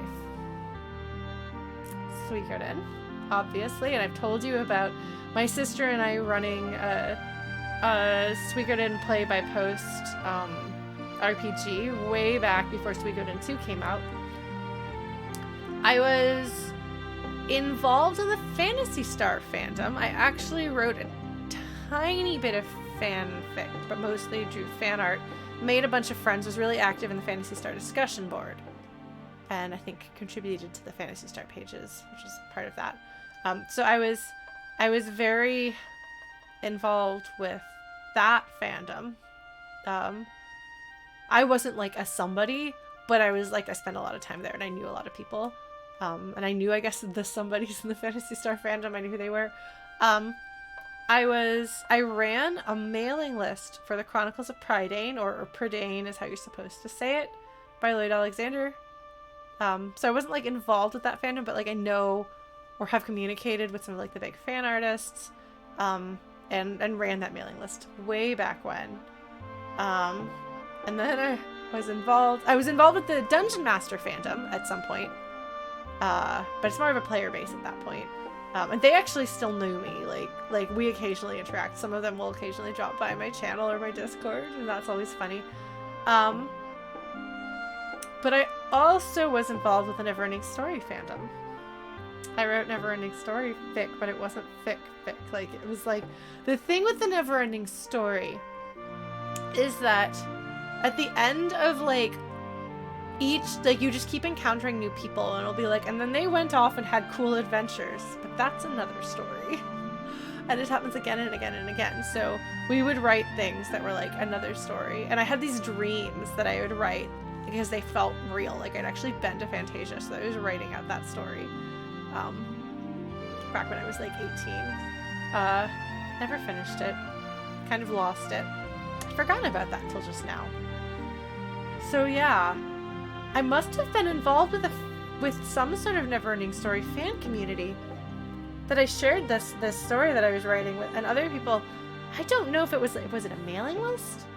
Was it a news group? I don't remember. I'd forgotten all about that until just now. Yes, but that was another story, and will be told another time. Thank you, Blue Glass. Anyway, so the Neverending Story is something that I know reasonably well, and by that I mean I can like quote the entire movie, but I've only read the book 2 or 3 times in English. I do not speak German. The book is originally German, but I bought a German copy of the book, and I'm going to read it. I know English really, really well, and I know a little bit about German and a few words, and I have people at my disposal to ask questions of, so we will see how this goes. It will be an adventure. Was it Gmork? Gmork scared a lot of people, Chrono. I went and watched that battle anyway. That's good. Oh! Was it Artax's death scared you instead of making you sad? Because people are like, I got traumatized and sad about Artax.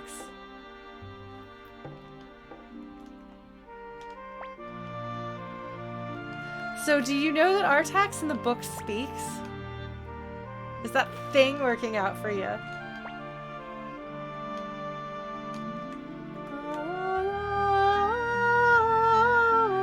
It does, Chrono, but it's different.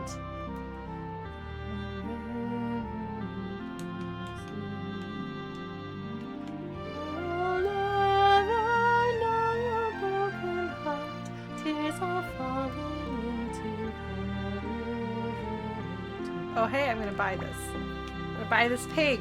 Yes. I think I have enough money for that. You bought a piglet. You paid 5,000 potch.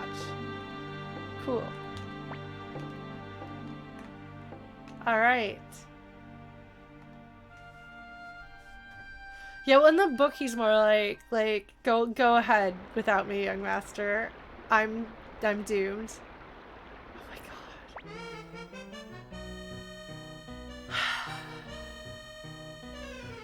Oh, Alan Oppenheimer, right? He did a bunch of other voices. So here is our narcissist. This is the theme of Narcissus, this song. It will continue through. Bad luck, more bad luck. So the rose brooch, if I remember correctly, is also what Vincent owns in the first game. Look, like, you see his like dramatic gesturing. Alright, so we're gonna have to get him a rose brooch. And come back. Cool. I don't know where we buy that, but yes.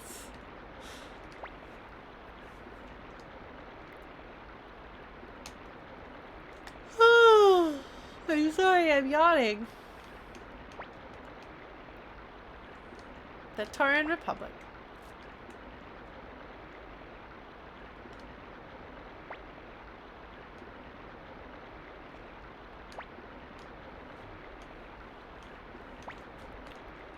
All right. Ah, thank you, Argatlan. That's good to know. Oh, I get to control this boat. That's dangerous.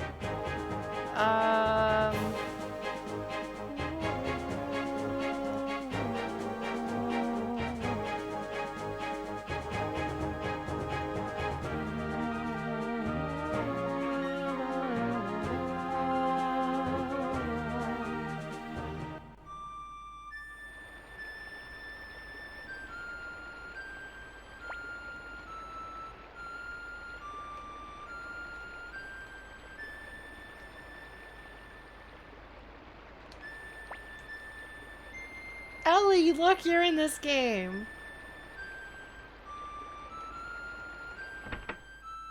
She's super adorable. We have a fan. Carefree day, life is so good here.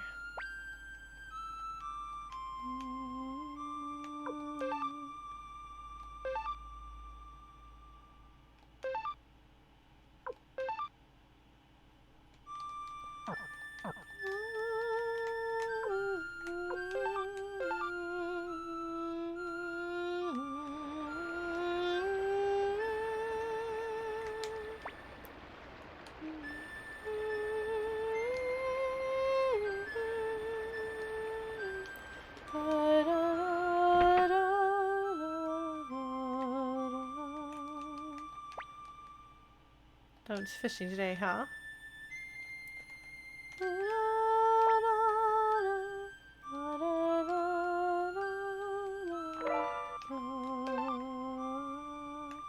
What is this song called?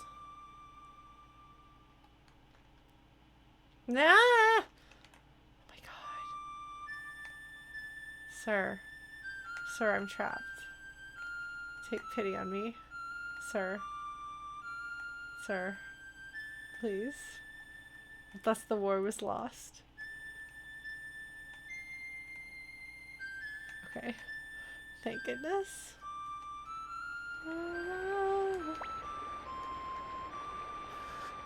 Look at this child.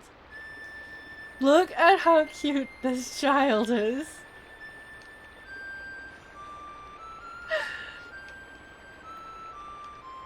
Look at this kid. Do you see how cute? Isn't that adorable? If only that were true.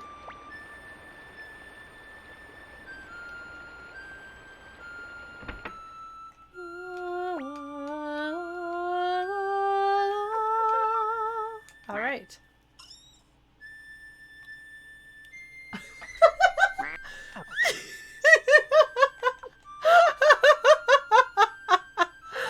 How much do I need?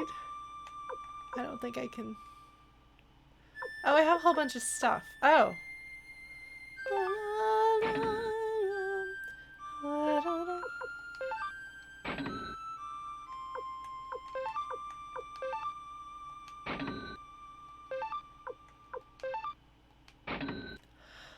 I don't know, Blue Glass. I have nothing I can say in my defense.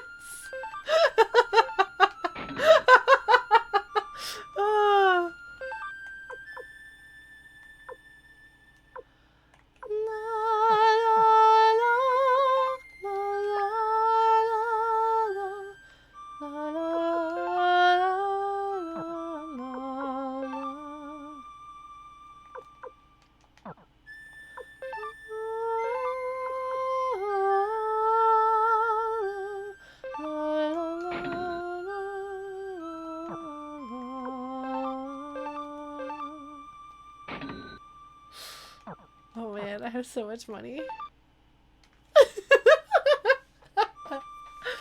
Amazing. Well, I'm glad I had that stuff just sitting around. Otherwise we would have been stumped. Monsters and bandits, huh?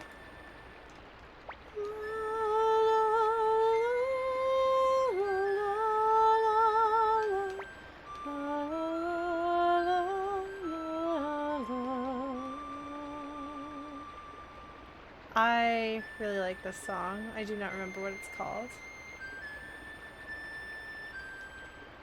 Okay.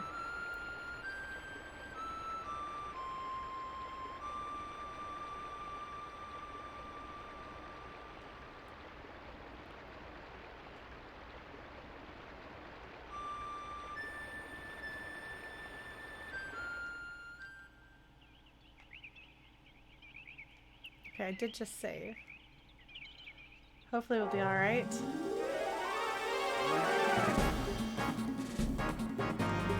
Wait. I can just see if anyone...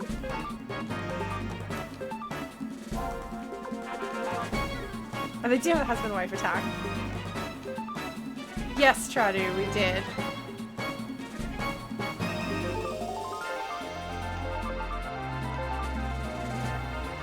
So, in case anyone doesn't recognize this offhand, this is the battle theme from the first game, which is a super cool touch. And some of the enemies are the same, too. Come on, level up, friends. Alright, we'll get some money. Good.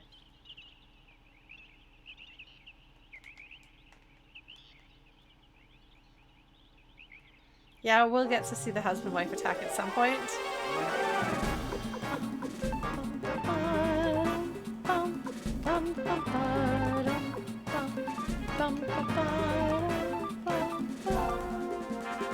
I actually like the original version of this better than the remix, but...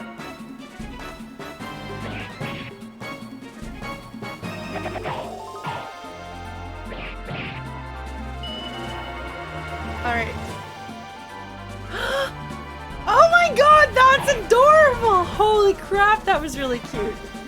Also, I love that Yoshino is the one who unbalances. Because she's the useful one. That was really cute. We all know who's carrying this relationship. That is correct, Chrono. Alright, now we have money. It didn't take long for that to catch back up.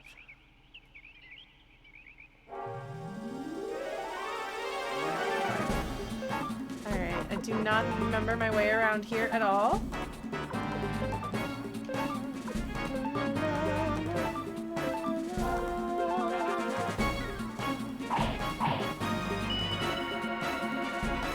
Yeah, I'm sure their names are something... Oh, I suppose I could use the family attack, too. Alright, no, girl, you raise a fair point.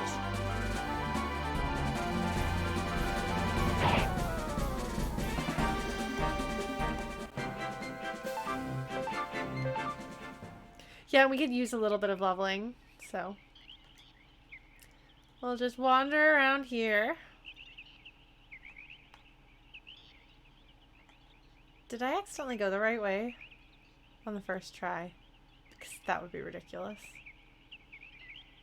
Yes, we could definitely use some money. Okay, this looks like this might not be the way to move forward.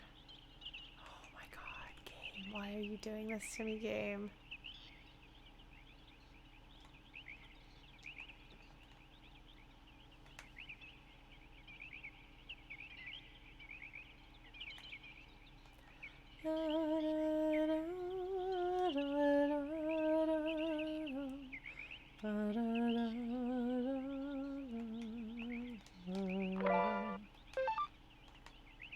I don't know what that is. Maybe I should put it on my characters. Maybe I should find out. Maybe I should pay attention to what's on my inventory. So I don't just have boots sitting around.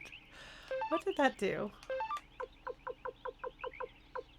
Ooh! But nobody can equip it. Okay.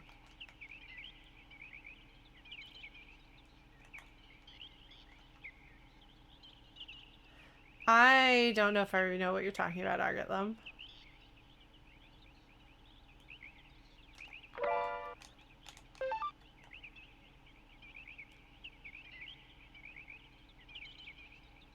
Oh, I think I do actually. Well, not anytime soon. But as far as why you would want to level up multiple people, because you need more than just a few people to be higher level. If I'm remembering correctly. Yeah. Okay. Alright. We're all on the same page here. Oh man, that is some good stuff. This is a good game, folks. Is it not? I guess it's not. Maybe. It's not like right around the corner.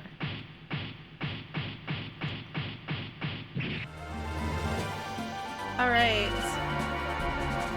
United attacks are pretty handy. Look at that. Oh no! They're really cute. So nicely animated. Excellent. The party will be leveled up before too much longer. Maybe. Did I accidentally go the right way? This is an awfully long way to go. Really, blue glass? Okay. I guess it kind of has to be.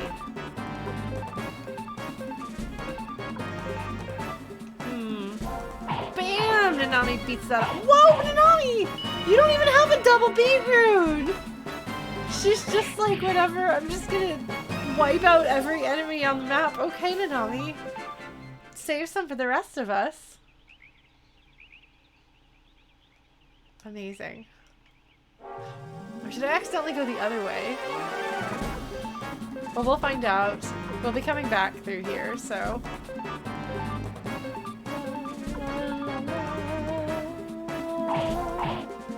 Yeah, no, now that I think about it, blue glass, you're right. Sorry everybody else that I'm being like super ominous. Like, what could Lauren be talking about? What is this thing? It's a mystery. Only so much of a mystery. So is Freed's outfit based on some sort of historical, like, uniform? Because, like, I feel like that's kind of the look that they have. Did I go the right way on my first try? How dreadful. It's not allowed. That's true. No, I've done ominous hinting. This is why you need me to play a game that I don't know what's going on so that I can't obnoxiously, ominously hint.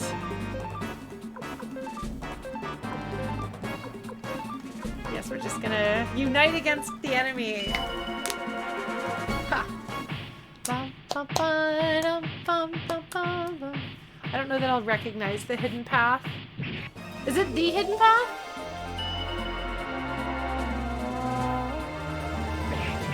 Yes, that's true. Not hinting in Hades, just mini golfing.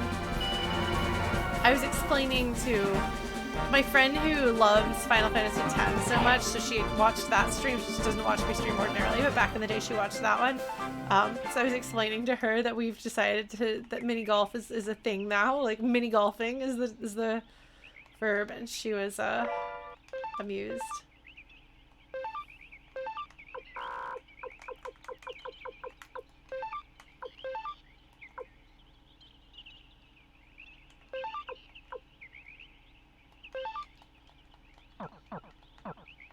Alright. That seems pretty good. When in doubt, put things on your hero.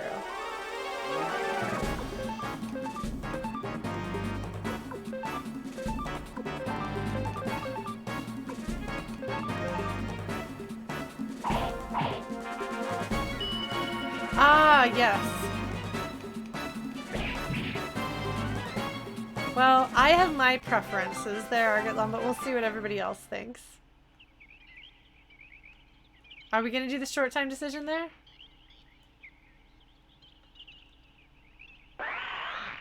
Okay.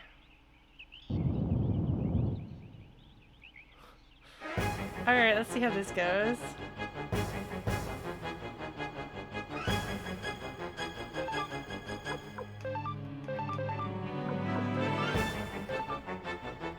Gotta be no! Oh man, amazing. Oh, is he? No, girl, I didn't even notice. I'm sorry, Freed. Don't pay much attention to him. Okay, well, we'll do that next round if he lives. Because we've got Nanami who's unbalanced, so she can do something about it.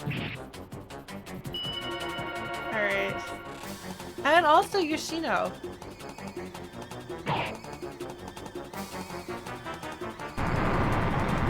Kills him, I will be sad. But also maybe have to load my save. Okay, he's dead. Well, that's alright. Actually, I think I have life. Okay, no, we'll be fine.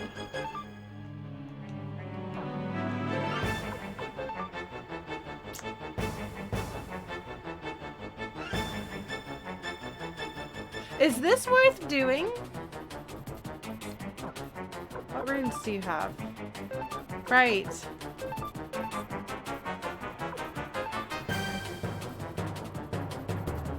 attack up comes last. Well, he's already slow.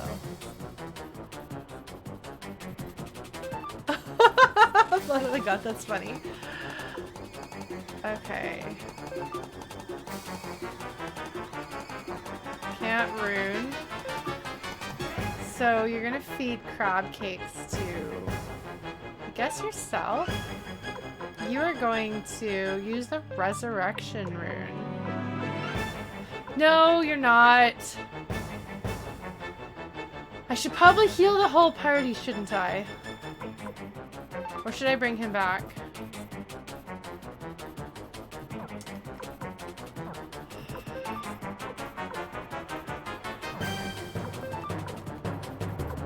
Yeah, let's do that.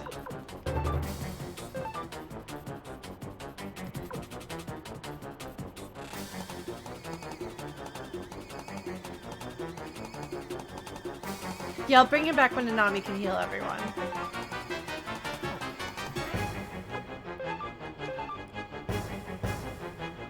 Since Nanami's in the front row, I don't want her to die. Okay, right, I forgot.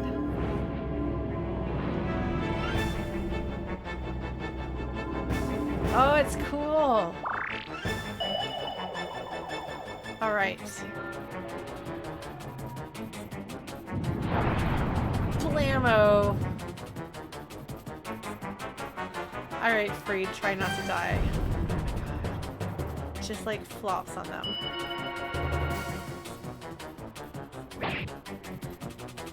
All right, strategy here. You are going to use your lightning rune and just unload that. You are going to do more attack.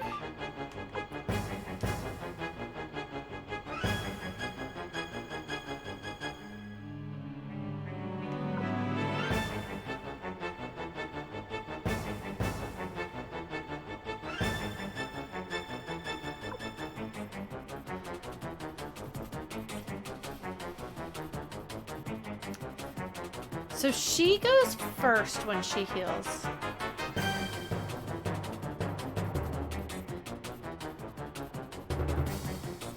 I guess that's maybe efficient, old girl. Fair. Has it cast magic?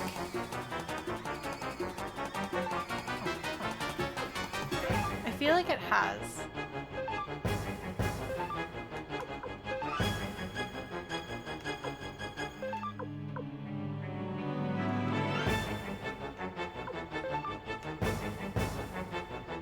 Okay, it did do lightning. Cool, because I remember because Flick did lightning also, so okay. Yeah. No, you're just gonna attack it. You'll do more damage that way. What have you got equipped? The shredding. And it's not the shredding, but it's gonna be the shredding.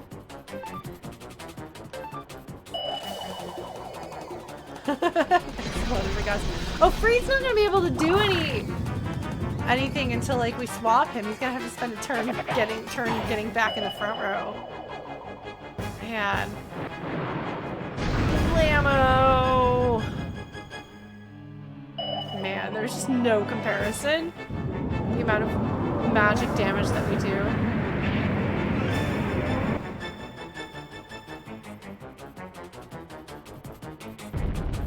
Yes, please keep doing that. That's much better.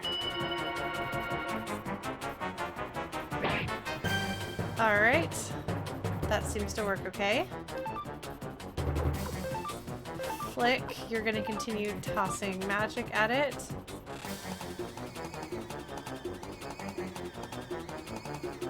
Yeah, I'm thinking, okay. Yeah, let's do that. What have you got again?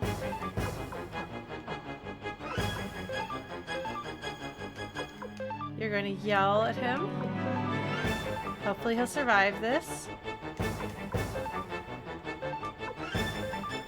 Yeah.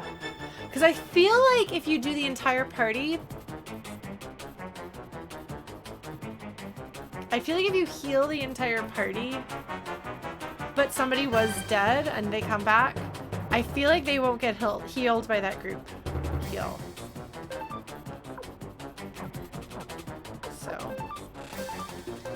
See what happens. This may or may not be a good idea.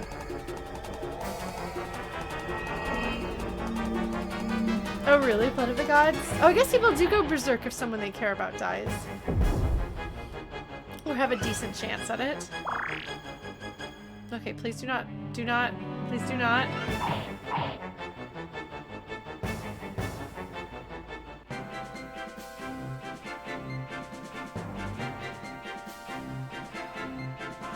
Okay! That was good timing, Freed! Oh, man. I'm glad that yeah. Alright.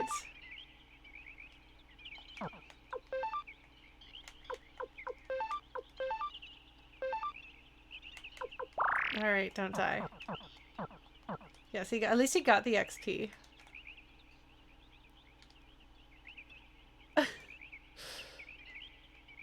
Poor Freed. No one takes him seriously. Alright, so you guys take out those. You two take out those. And you two take out those. Alright.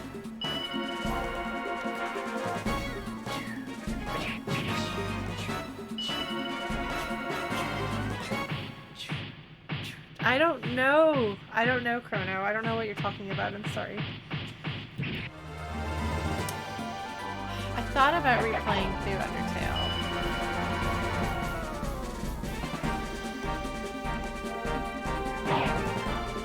If you kill one of them, does the other go berserk? Is that a thing? Oh, that's so sad.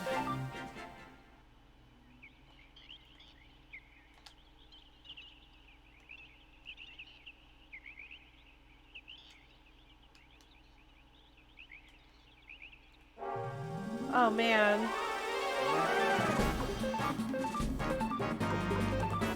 That is really sad.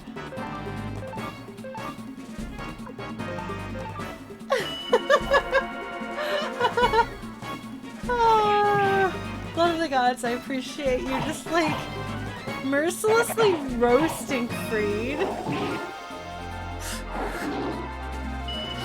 Versus the tiger. Well, see, but it sounds like both of the dogs care. They just express their caring in different ways.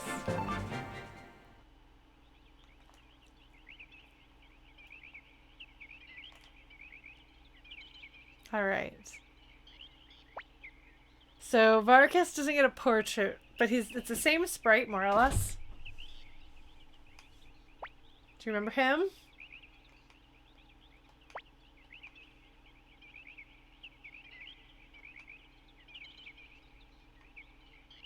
He's being awfully formal here. I referred to Sidonia as Heh when I was a kid. My sister and I would call him Heh. Chill out, Varkas! He just needs to see my dad.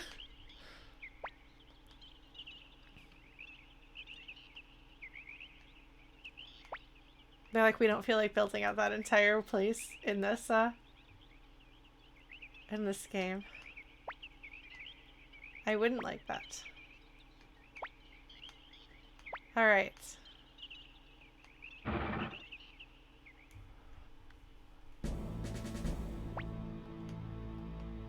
Do you recognize this? Is this like memorable? Do you have flashbacks? This is where we started. This is the room that you wait in, I believe, at the beginning of Suikoden 1. So it's an interesting little throwback. The structure of it, the fact that it's the same place and everything.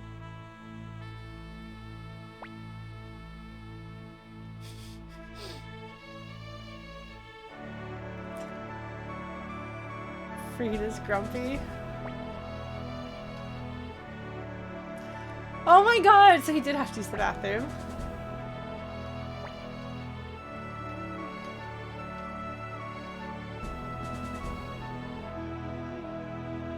It's very shiny floors. Okay. It's the main theme.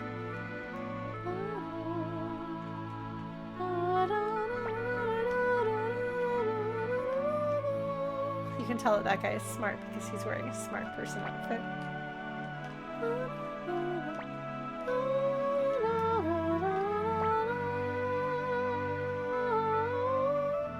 Yes, no, it's very intentionally. So here we can hear Kasim is guarding the border. Alan and Grenseal have become commanders of the Republic Guard.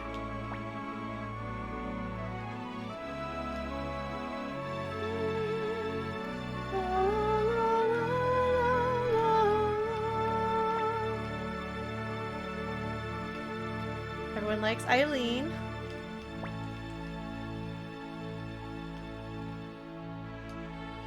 So here is McDowell's clothes. And then here is the McDowell's staff and Gremio's axe. We got an old book, very nice. There's McDowell. Oh, that was Craze's old room. I had forgotten. Ha, take that, Craze. Nobody likes or remembers you. So here we go. Kanon got arrested for fraud.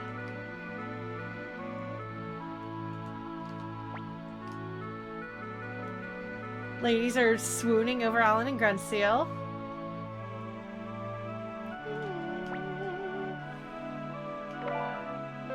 Oh, cool. That sounds useful.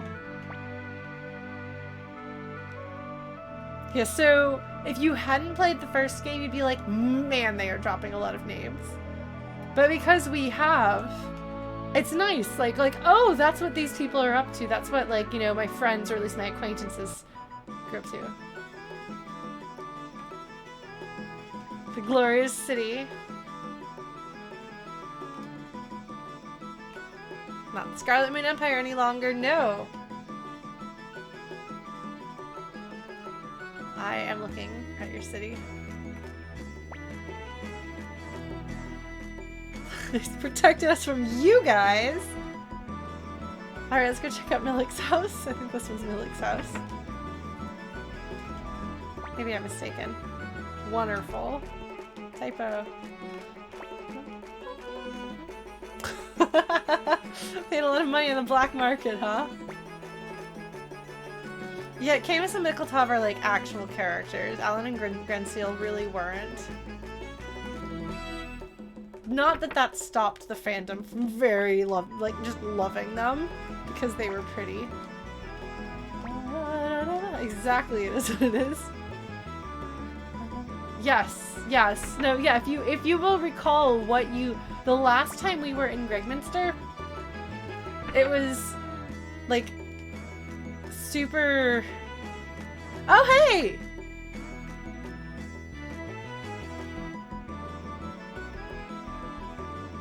Do you remember her?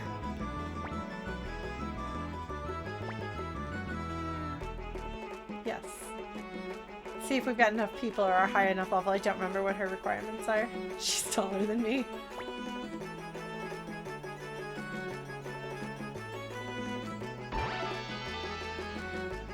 Alright, Lorelei. Yes, Lorelei. There is a little more with Lorelei in a later game. Okay, go to the castle. She's very cool looking. She has a great design. Oh no, this is Milik's house. Silly me!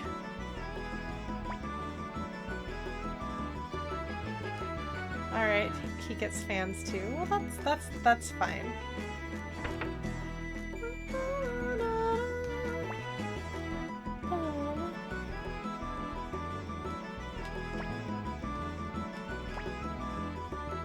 Gun.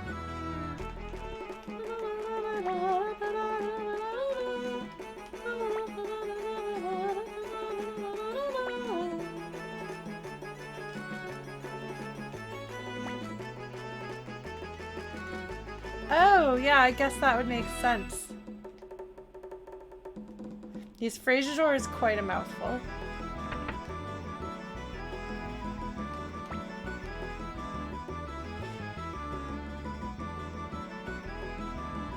Okay, that didn't age.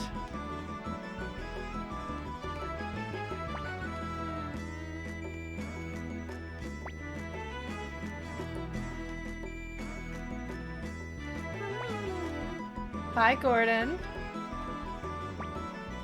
Please join us.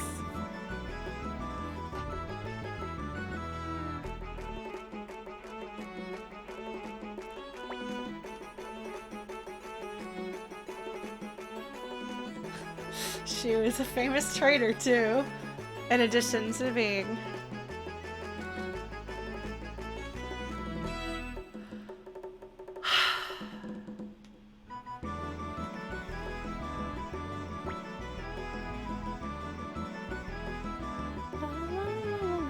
So I'll have to come back.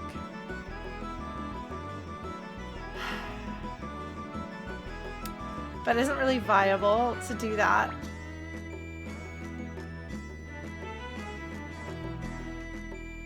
There is a war. War sucks.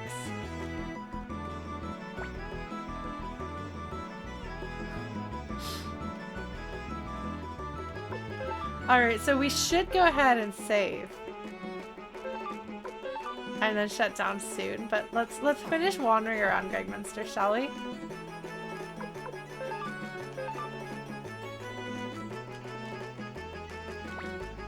So here, do you recognize her sprite? Do you remember Marie? Victor set this place on fire.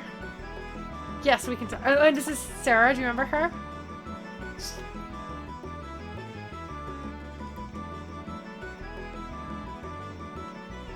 Used to belong to a fool. Whose cyclone rune was that?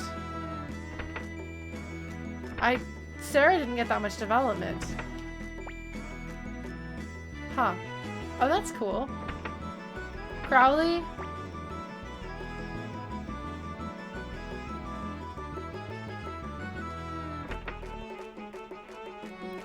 Oh! I don't think I remembered that. That's a great detail. It's one of those things that they just never do anything with, but if you notice it, you're like, huh. Alright, hold on.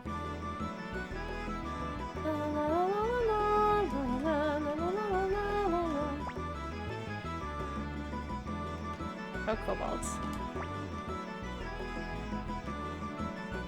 Alright, so we'll stay at the inn, and then we'll go talk to LaPont.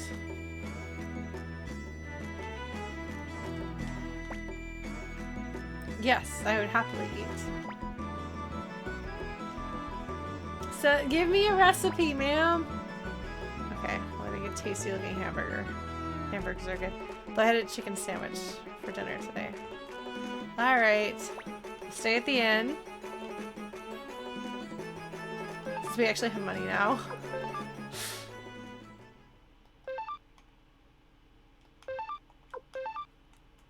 Which is good. Because I spent all of it sharpening things. I'm glad I had that stuff sitting around in my inventory that I could sell. Like, really, that makes life much less annoying.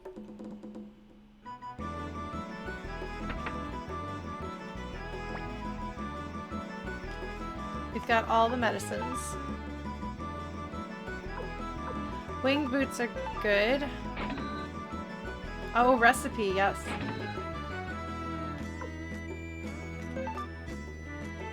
Actually, do I have to look at the buy thing in case there's stuff here?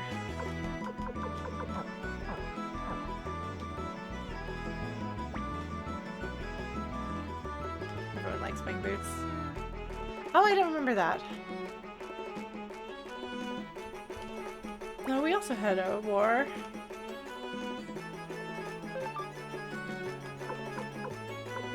Oh. That is expensive. I suppose I could have bought better gear for my party.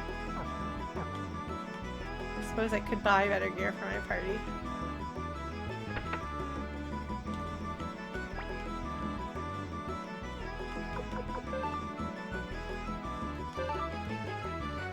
Yeah, I'll do that. I don't remember I don't even remember if the Earth Rune is any good or not in this game, but yes, that's what I was thinking, blue glass.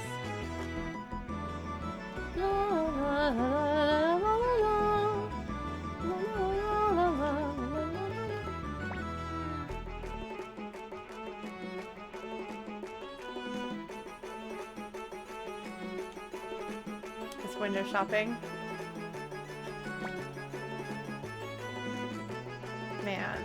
Naps are nice.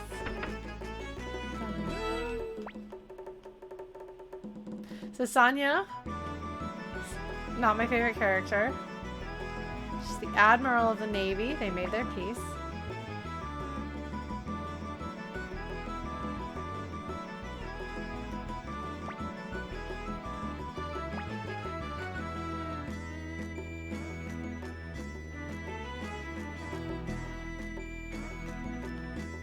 She's all emo.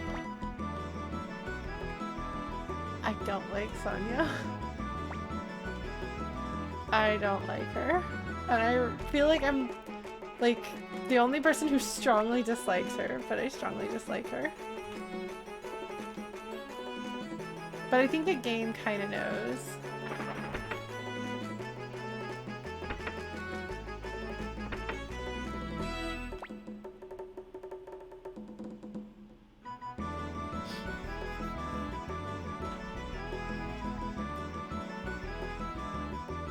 I thought you'd be happy to see her, Null Girl. Well, I also don't like her because I feel like she's incredibly selfish in her interactions about Tio and Tyr, where she's kind of like she's having a she has a relationship with Tio, but she like basically ignores his son, and then like whenever anything happens with him, she like acts like she has a prior claim to Tio, which she doesn't. He's your dad. She just was somebody who like wound up in a relationship with him, kind of. So yeah. So she's like a cranky stepmom. Look at this! Look at his headband. Look at his picture of food on the wall. Isn't he great? And the barbells in the corner.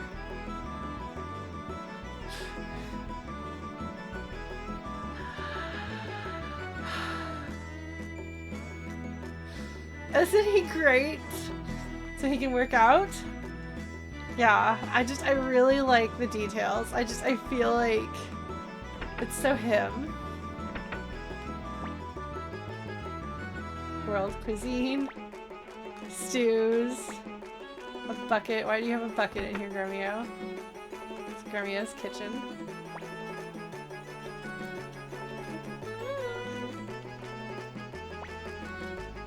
Stew smells delicious. Man, if only it is what it is. But he does not join you. Oh, look at this. Look. Do you see there's a picture of Ted on the wall there? It's a lot of details because they know that you're going to have emotional reaction to things. And they want to reward you. Like, this isn't like, hey, did you play that game? Are you in the... No, this is like, you know how you loved and cared about those people? Well, here's a little bit of closure on how things went with them. Door on the right of the kitchen. Oh. I shall go there. Grand suit of armor. Well, the characters' names are all over the place, honestly. Like, the series has always had, partly because it has so many characters. Oh, it's not a door, okay. But they're all over the place. So you get names from like every possible like ethnicity and heritage. Statue God. It was very, very exciting to come through here. It's a lot.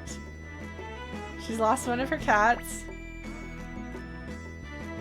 Oh! ABCs of cat rearing. Magic and cats. I'm glad Lot found a home here.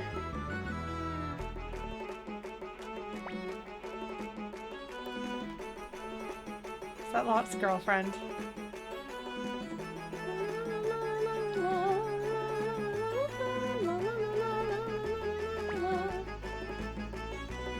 So yeah, I don't know if there's anywhere I haven't been in the city itself. It's telling us how we should do that. When he was just a boy. Now he's gone off to have grand adventures of his own.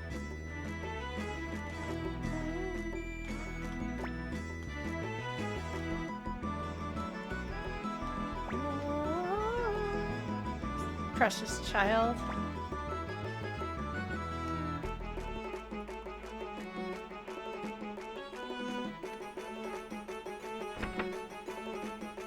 Okay, same house.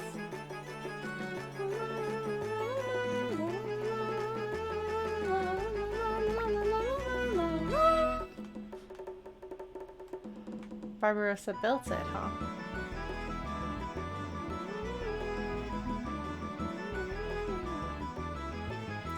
Alright, have I been everywhere there is to go?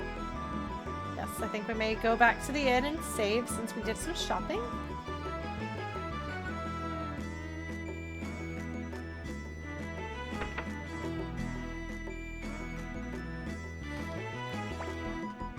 And then we will progress the plot, which will be talking to LaPont next time. So, Suikoden first timers, thoughts? What do you guys think of that? Okay, Chrono, usually when you're yelling, it's got something to do with Joey. Are you yelling about Joey this time? Do we have any speculations or guesses or feelings or whatever that you guys want to share? It's okay if not. But at this point, like, I can talk about, like, the characterization of, like, Shu and his actions, and Shu versus Kiba and Klaus, and what it means to have Leon as a player on the board now, too. Because that's stuff that we've mostly seen. That's okay, Commodore. I'm glad you're here. I'm sorry if I didn't say hi to you earlier, but I'm glad you made it. Shu is a complex character, and I like him. I thought he was a complex character even without knowing the stuff about him and Apple, but I like knowing it. Alright, Null Girl is here speculating that Leon is representing Torin and working with Joey. Wing the ultimate nug. Oh man, like nuggets. People really like to talk about nugs. It's cute. So Jake, the game, the version that we have in English, tells us that, like, Shu and Apple have, like, a brother-sister relationship. But in the Japanese version, the original, he talks to her the way a big brother talks to a little sister, and she talks to him the way a little sister talks to a big brother. So there is a great deal of affection between the two of them, and he is concerned about her, he is worried about her, he cares about her, and the love between them comes out. Which I think got largely taken out of the translation, intentionally or otherwise. And so for me, that changes the way I think about Shu. Because I love Shu very much as a character, but I've always thought of him as being this very, like, a very cold and calculating person, and he is. But it is interesting for him to be a cold and calculating person with a squishy heart. And it makes it feel more like he was personally hurt by being kicked out by Matthew.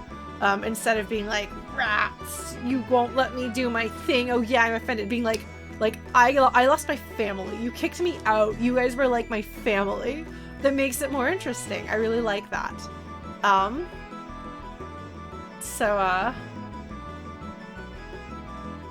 Yeah. So I like that, and that is interesting, and especially with that context, his oh, I'm going to treat Ridley like garbage. Look at what a thoughtless strategist. I'm like, whatever. Yeah, right, Jake? I was really thrilled, and it makes me wonder how much nuance has been lost through the translation. And honestly, given the amount of text, the number of characters and everything, and probably like finite, like probably limited time, limited space, limited resources and everything, the fact that they managed to translate this as well as they did, like commendable. They did a great job.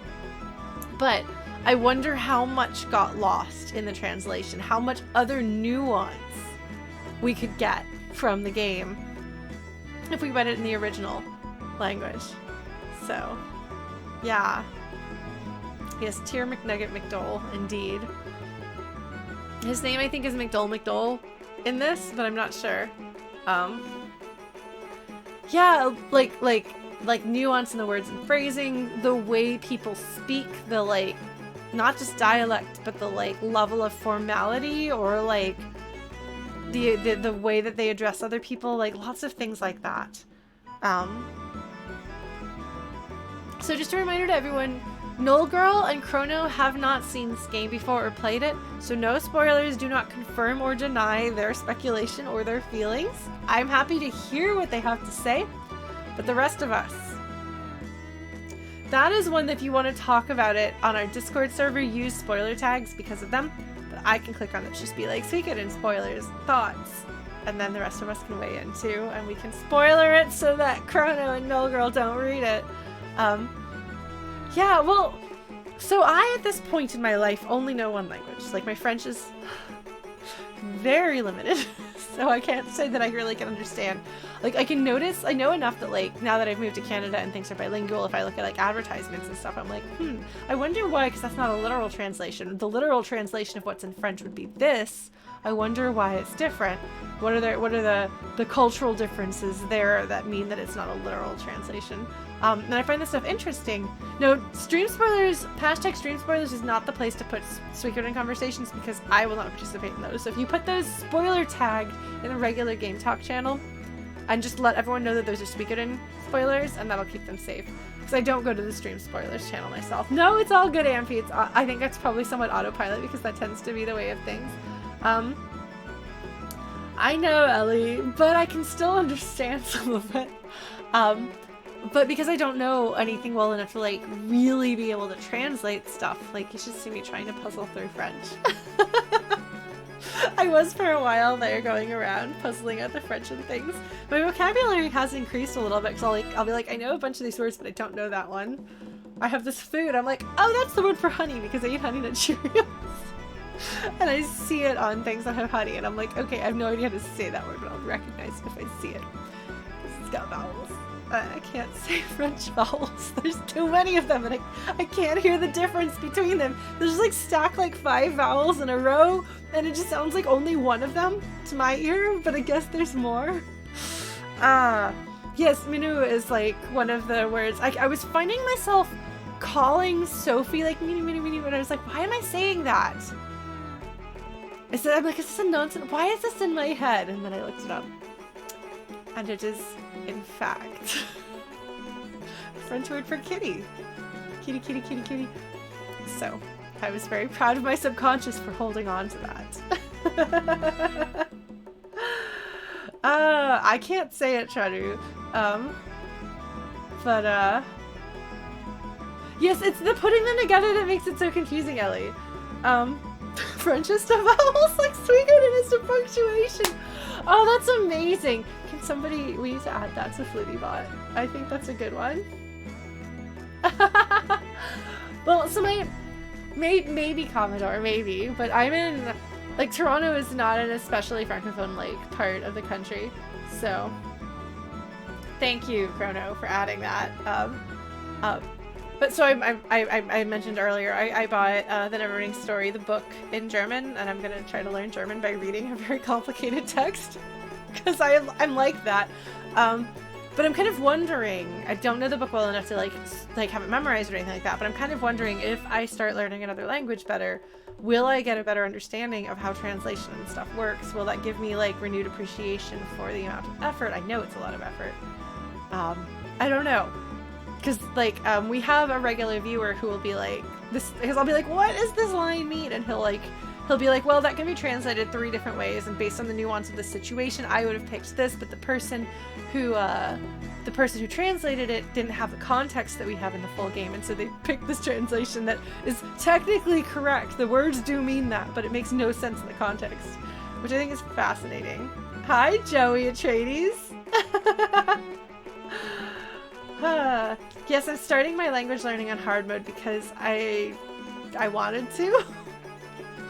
And I'm not gonna have any luck trying to study language like in language classes. That didn't work. I took 4.5 years of French, I think. It didn't stick. So, oh man, Chrono making the puns about Joey Atreides. Yes. I mean, it's fair. He is in fact a traitor. Although I suppose technically he is working for the country he comes from. So, I don't know. He betrayed his friends and the people who were helping him.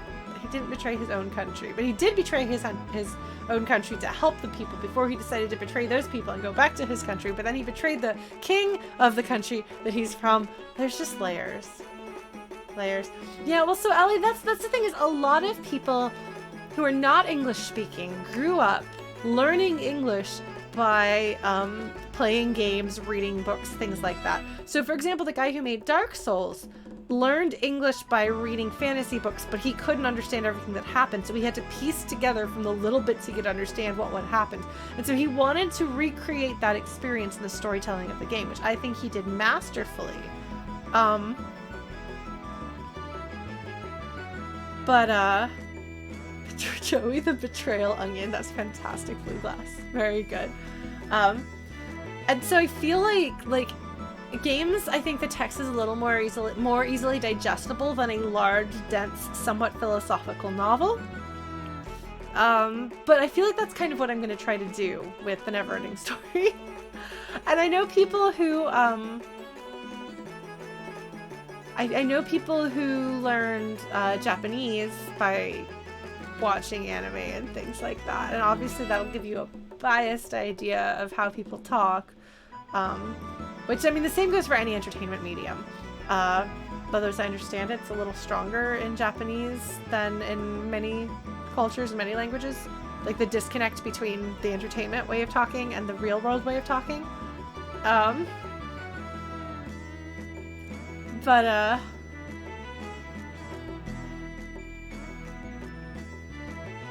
it would be O instead of day, right? Oh no, prepositions are so hard. Prepositions are hard even in my native language. That's a plane going really close. Huh. But yeah, like, you know, Google Translation is good for getting a general idea. Like, if you're like, what does this mean? It'll generally tell you what those words are, but not necessarily how they put together. But yeah, I think the rule about ending sentences with prepositions, I don't think that's actually a very old rule. I think that's one of the rules that people made up and pretended was a big rule. Oh, honey and nuts. Okay. Thanks, Noel Girl. I love French onion soup too. It's delicious. It's so good. It's actually very easy to make. You just have to be patient enough to caramelize the onions. At American Thanksgiving, see, now that I'm in Canada, I have to specify between American Thanksgiving and Canadian Thanksgiving. For American Thanksgiving, like, that's one of the dishes that I've taken over that I cook. Every year, that's our appetizer course. And I caramelize the onions. It takes forever. It's great. But yeah, translation. I don't know. We'll see. As I embark on a journey of learning languages. I mean, it's already honestly a big deal that I will say even like one word at a time in French, especially knowing that there is a person who is French who will hear me say that. But I'm working on overcoming my fear of that, so maybe I'll start picking some of my French back up too, and then I'm not going to get French and German confused. They're so different. Which is good. If I were trying to learn French and Spanish, I think I'd be screwed. But, we'll see. I know, Commodore, the cookbooks always say that. They're full of lies. I don't know if it's recent or not, Blue Glass. I don't remember for sure, but I know that some of the rules that people are like, these are the rules, the hard and fast rules, they're actually not that old. So, it's interesting.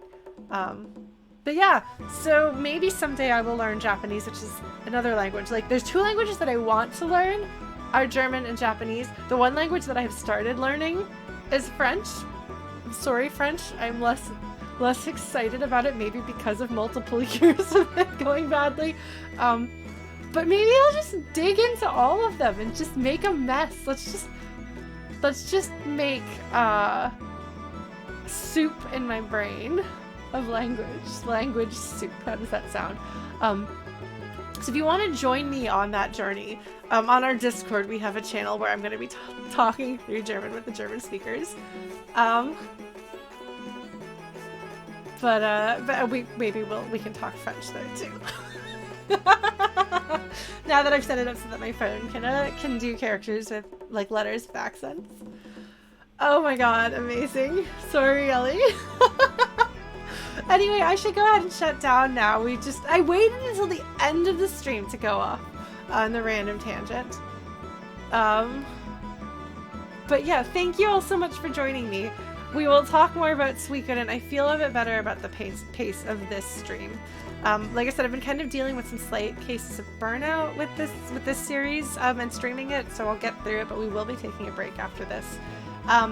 So as a reminder, before I go, tomorrow we're playing more Stormblood, Thursday we're playing more Hades, Saturday we're going to do a tarot stream in the morning, and then I'm going to drink a lot of water and tea because I have a concert coming up on Angaku Overdrive. So come see video game music and other nerd music. There's going to be, like, the Megas are going to be playing their, like, original, like Mega Man rock. Mega Ran is going to be rapping. There's going to be musical theater rap. There's going to be classical viola. There's going to be me singing and playing flute and generally having a good old time. So follow Angaku Overdrive and plan to watch that music on Saturday night. It should be a lot of fun. I'm bringing out new music. I may have some Suikoden music that I'm playing, because I do have Suikoden music in my repertoire. But I'm going to be playing something from Secret of Mana and something from Mega Man, the Mega Man series, that I've never played before because I arranged them last week. So please do join. Follow me on social media, join us on Discord, and just keep in touch. And we will be doing more of this next week at 7 Eastern. I should be able to stream just fine once I get back to Texas. I'll probably take that following Saturday off because I will have just traveled internationally. We will see what happens, but I will keep you all posted. So yeah, take care of yourselves, and I will see you later. Bye! The Saturday concert, I think I'm playing at like 8 Eastern, but I think it starts at either 6 or 7 Eastern, so check the time. They should have a link on their page there. Yeah, good night, everybody. Take care. I appreciate you sticking around, and I will see you all later. Bye!